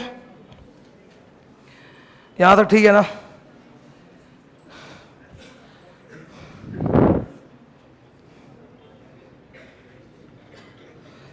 No one should be allowed to enrich himself at the cost of other person. इसी को बोलते हैं डॉक्ट्रिन ऑफ अनजस्ट एनरिचमेंट. तो वो जिसमें लिखा वही आंसर होगा. ये किसी में लिखा नहीं, कमाल हो गया. तो is the fundamental rule of, ये किस चीज का रूल आता है? Quasi contract. Objective 10. Sometimes a person finds certain goods belonging to some other person. Finder of goods, एक बात सुन लो, फाइंडर ऑफ गुड्स को वो गुड्स रख सकता है कि रिटर्न करना पड़ेगा? ये क्वाजी कॉन्ट्रैक्ट होता है. ठीक है, ये खुद एक क्वाजी कॉन्ट्रैक्ट है.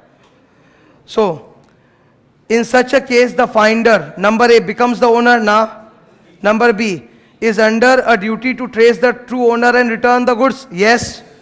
Number C, can sell the perishable goods if the true owner cannot be found, yes.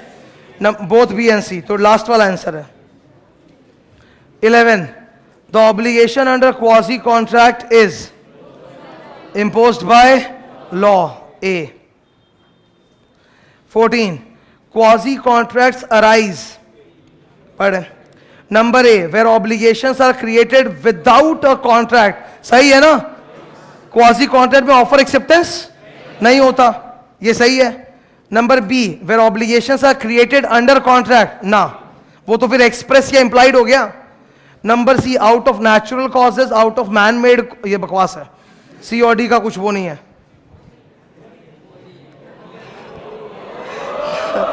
थक गया हूं प्लीज एकदम.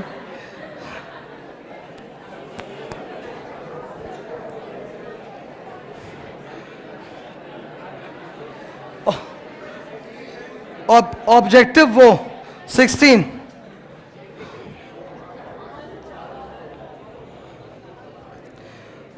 The finder of the goods can sell the goods if the lawful charges exceeds, इसका answer क्या होता है? 2/3. तो 2/3. A finder of goods has the same responsibility as that of bailment. क्या होता है? bailment मतलब एक आदमी अपने सामान का पोजेशन किसी दूसरे को दे रहा है. जो अपने सामान का पोजेशन दे रहा है उसको बोलते हैं बेलर, और जिसको दूसरे के सामान का पोजेशन मिल रहा है उसको बोलते हैं बेली. तो फाइंडर को तो मिला है ना पोजेशन दूसरे के सामान का, तो वो क्या है? Bailee. A quasi contract is imposed upon the parties based on the principle of equity की इक्वालिटी, इक्विटी.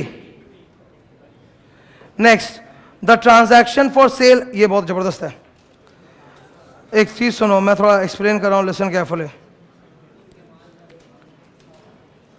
देखो ध्यान सुनना. स्पेक्यूलेशन में ना कभी भी डिलीवरी नहीं लगता, और जहां डिलीवरी लग रहा है वो स्पेक्यूलेशन या वेजरिंग नहीं है, वो एक जेन्युइन कॉन्ट्रैक्ट है. मैं तुमको इसका मतलब समझा रहा हूं. जैसे सोचो कमोडिटी मार्केट होता है ना, कमोडिटी मार्केट, शेयर मार्केट तो 3:30 बजे बंद हो जाता है, पर कमोडिटी मार्केट में जो हम लोग खरीदते बेचते हैं ना, उसका डिलीवरी नहीं लगता, खाली बस तुमको अकाउंट में दिखाता है इतना आया इतना गया. कमोडिटी, गोल्ड का दाम इतना जोर का बढ़ गया, ठीक है, अभी तो थोड़ा डाउन चल रहा है, पर over the past 3 years gold का दाम कॉन्स्टेंटली बढ़ा. कमोडिटी मार्केट में लगातार लेवा बेची की वजह से. कमोडिटी मार्केट में मसाले का धंधा होता है, मसाले का ट्रेडिंग होता है, गोल्ड का होता है. क्या डिलीवरी लगता है? क्या खाली बस दिखाता है आपने इतना खरीदा इतना बेचा. वहां पे लोग केवल प्राइस पे खेल रहे हैं, डिलीवरी नहीं होता। और जहां डिलीवरी लग रहा है ना कि बकायदा सामान ले लिया, वो स्पेक्यूलेशन नहीं है, वो वेजरिंग नहीं है। क्वेश्चन में देखो डिलीवरी वर्ड है, the transactions for sale and purchase of stocks and shares और for sale and delivery of shares. Delivery लग रहा है तो ये वेजरिंग है क्या? तो आंसर नॉन वेजर्स। ठीक है। Claim for necessaries supplied to an incompetent person, इसका कौन सा सही आंसर होगा? C, can be enforce against the property estate of the incompetent person. The finder can sell the goods if the goods are perishable. Yes. The lawful charges of keeping the goods exceed 2/3 of their value. Yes. If the owner cannot be found. Yes. D, all of the above. तो answer है all of the above.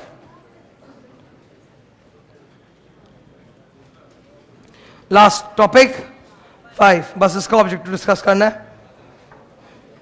पहला, when the promisee refuses to accept the performance from the promiser who offers to perform, it is, मतलब देखो promiser तो perform कर रहा है, promiser तो परफॉर्म कर रहा है, एयरलाइन तो उड़ के जाएगा ही, पर promisee जो है पैसेंजर वही उसमें नहीं आ रहा है, तो कौन सा टाइप का परफॉर्मेंस है ये?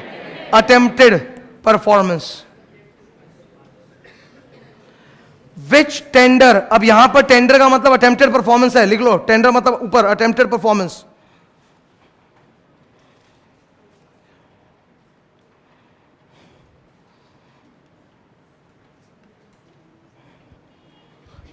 Which tender attempted performance does not, ये इंपॉर्टेंट है, गुड,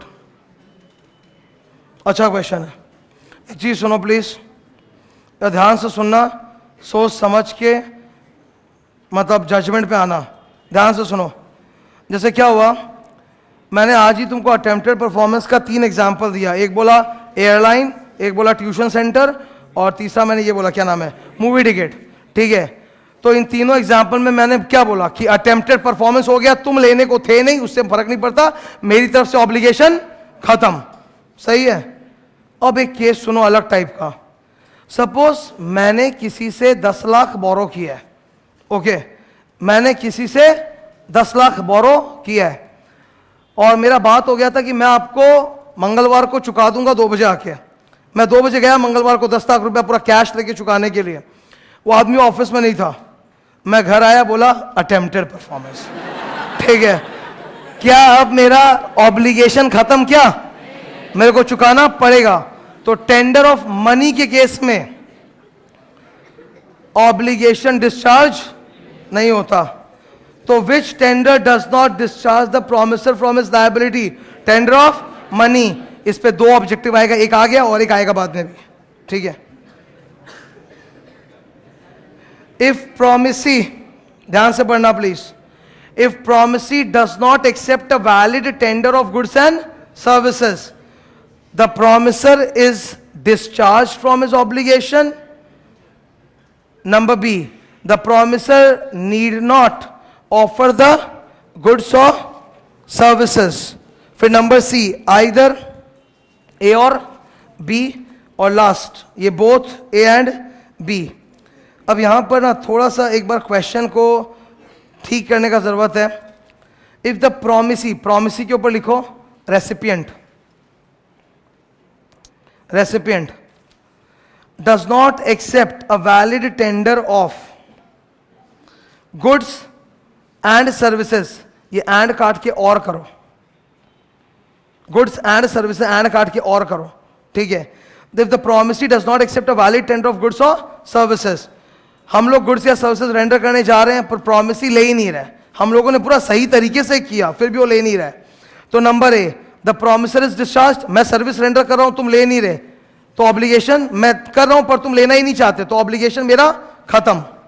दूसरा, the promisor need not offer the goods और सर्विसेज अगेन, मेरे को दोबारा चला के देने की जरूरत नहीं है। अब मेरे सामने प्रॉब्लम यह कि बोथ होगा कि आइदर होगा, ये तो समझ में आ रहा है कि ए बी है, पर बोथ की आइदर, तो उसके लिए हमेशा ये सोचो कि दोनों चीज एक साथ होगा कि म्यूचुअली एक्सक्लूसिव है। एक साथ ही होगा, क्या ये दोनों म्यूचुअली एक्सक्लूसिव है क्या? एक साथ ही होगा, तो फिर ऐसे केस में आंसर बोथ।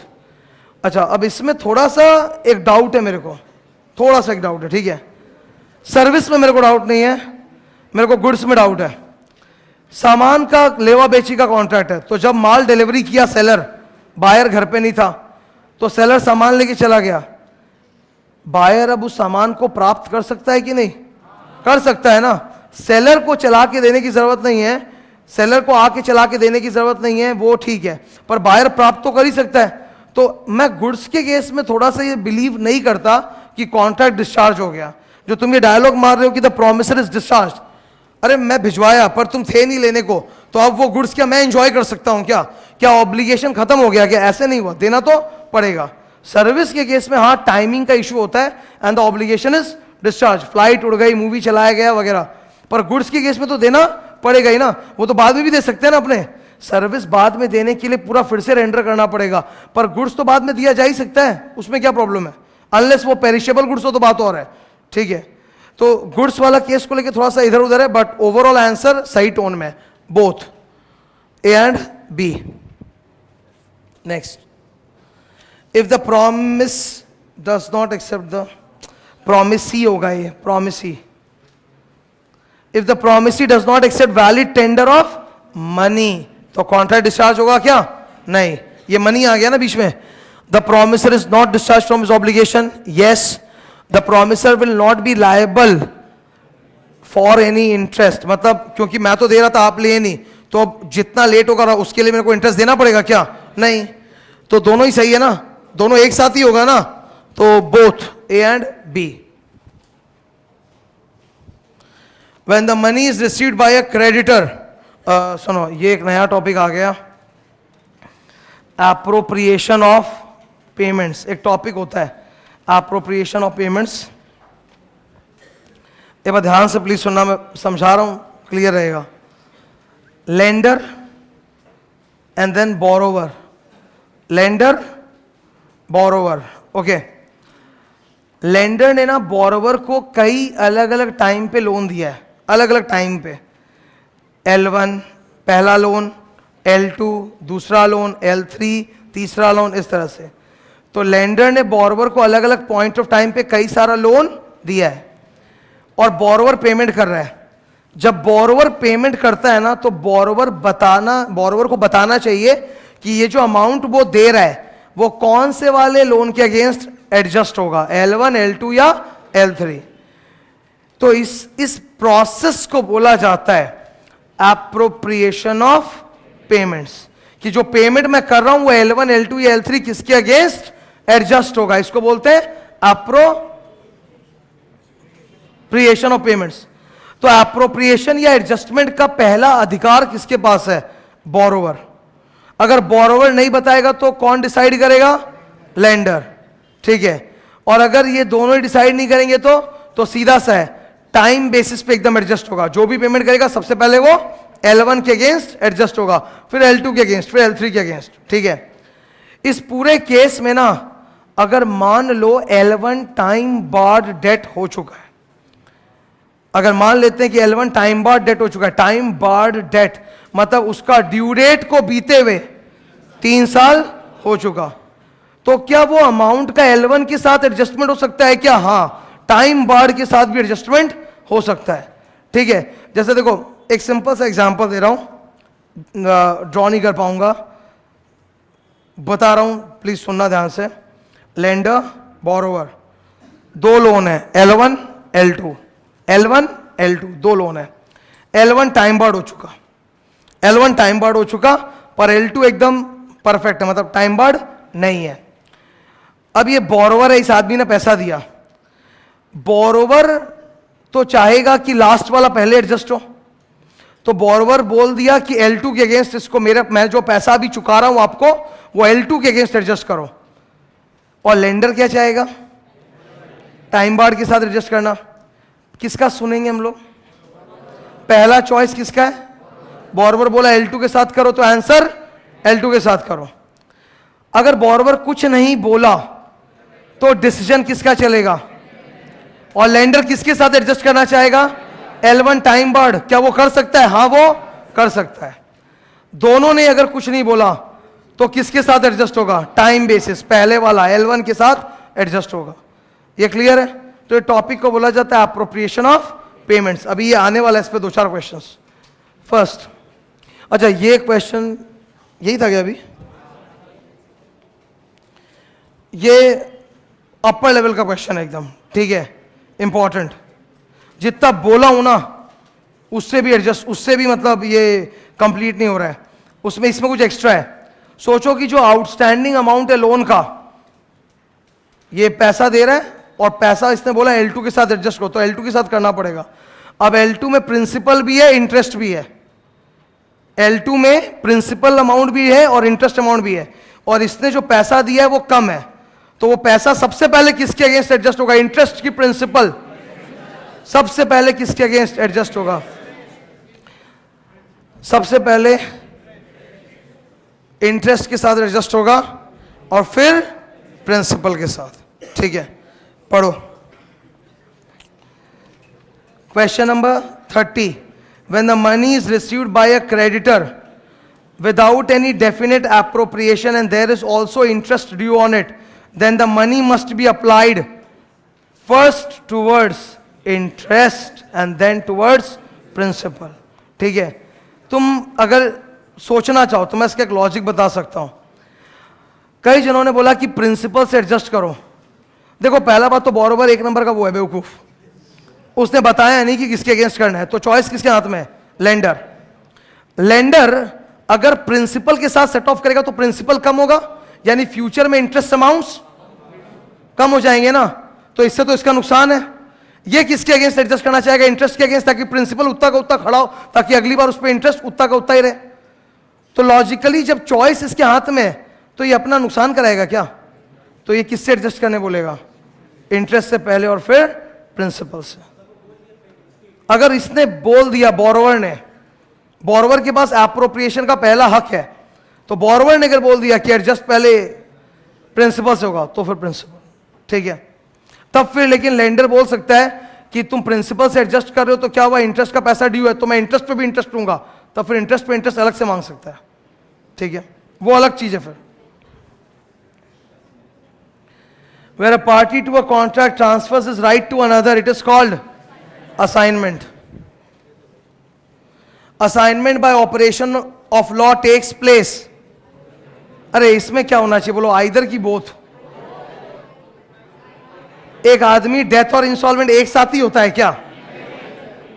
आइदर ए और बी, तो आंसर है सी, आइदर ए और B. 38, which of the following persons can perform a personal, एक बात सुनो, मेरे और तुम्हारे बीच का जो कॉन्ट्रैक्ट है वो एक पर्सनल कॉन्ट्रैक्ट है, बिकॉज इसमें मेरा पर्सनल सर्विसेज इन्वॉल्व है। मैं अपने बिहाफ में किसी और को खड़ा करके नहीं पढ़ा सकता। क्या बोला? मेरे और तुम्हारे बीच का जो कॉन्ट्रैक्ट है वो पर्सनल नेचर का, बिकॉज मुझको अपना पर्सनलाइज सर्विस देना है, मैं किसी और को भेज के नहीं करवा सकता। तो ऐसे केस में क्या मेरा एजेंट परफॉर्म कर सकता है? क्या मेरा लीगल रिप्रेजेंटेटिव परफॉर्म कर सकता है? कोई नहीं, सिर्फ मेरे को ही करना है। तो आंसर प्रॉमिसर अलोन। इधर ये भी एक छोटा सा टॉपिक आता है यूनिट नंबर 5 के अंदर, तो वो बता रहा हूं। इसको बोलते हैं जॉइंट प्रॉमिस। जॉइंट प्रॉमिस के केस में सुनो क्या होता है, मैं बता देता हूं, फिर उसको करना आसान होगा। 3 जन मिलके रुपया बोरो किया है, ए बी सी, मैं मनी लेंडर हूं। 3 जन ए बी सी, तीनों ने मिलके मेरे से जॉइंटली लोन लिया है। मैंने उनमें से एक आदमी को रिलीज कर दिया, माफ कर दिया। क्या मैं बाकी 2 से पैसा रिकवर कर सकता हूं पूरा? हाँ, मेरे पास ये पावर है कि मैं तीनों में से एक को रिलीज भी कर दूं ना, तो टोटल पैसा बाकी 2 से रिलीज मांग सकता हूं। अच्छा, मैं तो उनसे मांग लूंगा, क्या वो लोग उस आदमी, रिलीज आदमी से मांग सकते हैं क्या? हाँ, वो लोग मांग सकते हैं। तो इस केस में लोन कैसे चुकाया जाएगा, पढ़ते हैं। X, Y and Z jointly promised to pay 90,000 to R before the performance of the contract. Z मर गया। Z मर गया तो क्या हुआ? कुछ किसी को छोड़ के मरा होगा, कोई तो होगा उसका वो legal representative. The contract becomes void on Z's death. No, वो अकेला तो था नहीं। Second, should be performed by X and Y along with Z's legal representative. Yes. Should be perform by X and Y and R, R क्यों perform करेगा? Number D, should be renewed between X, नहीं renew क्यों करेंगे? तो answer है बॉम्बे। ये अभी जो L1 L2 करा रहा था ना मैं, L1 L2 क्या था? एप्रोप्रिएशन ऑफ पेमेंट, ये उसी पे है, ठीक है। X and Y, X owes Y two sums, X borrower है और वाई लेंडर है। 2,000 rupees barred by limitation, time barred, 2000 के बगल में लिख दो time board.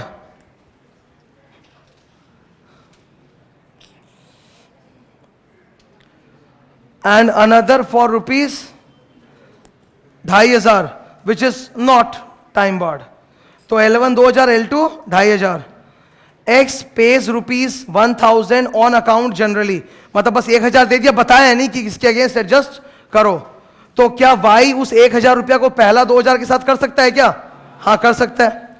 Letter Y sues X for rupees 2,500, अब 2,500 का केस कर दिया उसके खिलाफ। जो भी देखो ध्यान सोचो, हम लोग वाई हैं, हम लोग जैसे ऐसे सोचो कि हम लोग वाई हैं, एक्स ने हमको 1,000 दिया, तो हम लोगों ने वो एक, उसने बताया नहीं कुछ, तो हम लोग वो 1,000 ऊपर वाले 2,000 के साथ सेट ऑफ कर सकते, तो टाइम बार्ड के साथ कर दिया। बचा 1,000 का टाइम बार्ड, क्या उसके लिए हम लोग एक्स को सू कर पाएंगे? नहीं। फिर 2,500 फ्रेश बचा, उसके लिए सू कर सकते हैं? हाँ।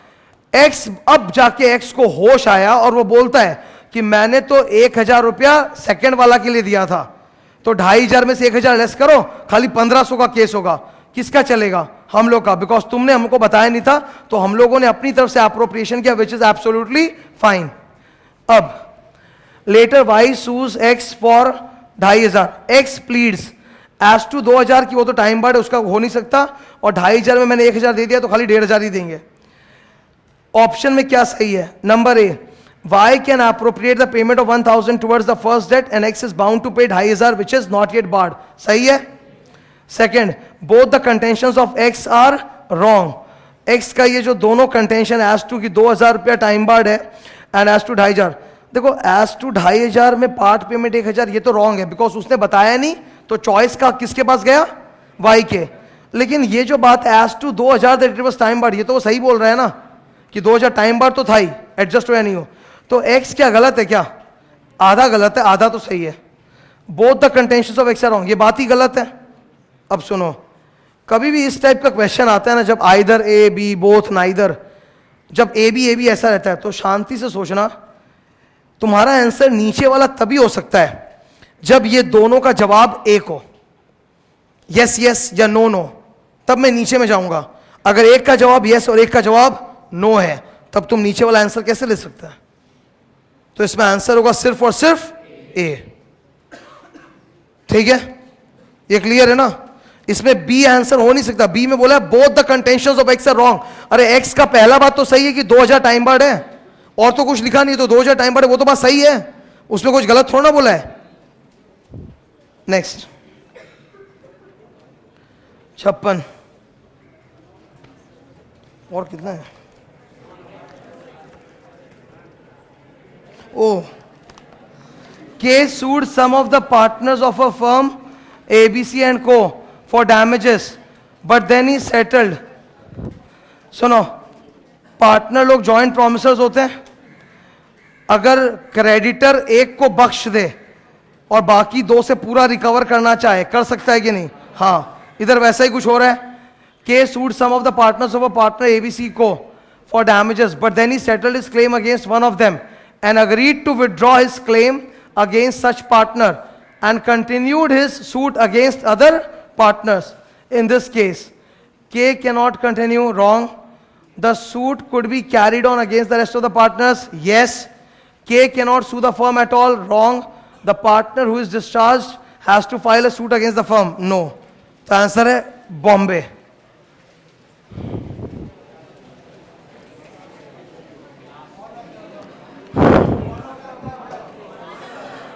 Whether time is the essence of the contract, it depends on. Time is of the essence का मतलब क्या होता है? देखो कुछ कॉन्ट्रैक्ट्स में ना कुछ कॉन्ट्रैक्ट्स में टाइम ऑफ परफॉर्मेंस बहुत मायने रखता है, बाकी कॉन्ट्रैक्ट्स में टाइम ऑफ परफॉर्मेंस उतना मायने नहीं रखता। जैसे मैं एग्जांपल दूंगा, तुम मेरे को बताना, मैं 2-4 केस बोल रहा हूं, तुम मेरे को बताओ कि उस कॉन्ट्रैक्ट में टाइम ऑफ परफॉर्मेंस एसेंशियल है कि नहीं। मूवी का शो टाइम, एयरलाइन का टाइम, ये एकदम एसेंशियल है, ठीक है। Sale of goods, sale of goods में अगर हम लोगों ने बात नहीं किया तो थोड़ा बहुत दायां बायां चलेगा, ठीक है। तो कई जगह पे टाइम एसेंशियल होता है। अब ये कैसे पता चलेगा कि टाइम ऑफ परफॉर्मेंस एसेंशियल है कि नहीं। Number A, the intention of the parties, yes. The facts and circumstance of the separate case, yes. Provisions of law, ये भी ऑल ऑफ द। कल का एजेंडा एक बार सुन लो चुपचाप प्लीज। कल मैं क्या कराने वाला हूं, please listen to me carefully. Sale of goods और पार्टनरशिप एक्ट में मैंने जो शेड्यूल में लिख के दिया था वो एकदम सारा इंपॉर्टेंट टॉपिक्स है, वो मैं डिस्कस करूंगा कल। ऑब्जेक्टिव्स नहीं है, केवल मेरा प्लेन टीचिंग चलेगा, ठीक है, क्योंकि मेरे को बहुत कुछ पढ़ाना है, तो ऑब्जेक्टिव कराऊंगा तो पढ़ा नहीं पाऊंगा इतना, ठीक है। तो मैं सेल ऑफ गुड्स और पार्टनरशिप का जो मैंने टॉपिक लिख के दिया सारा इंपॉर्टेंट वाला, वो पूरा डिस्कस करूंगा यहां से पावर पॉइंट से। क्लियर है एकदम। कल 11 बजे।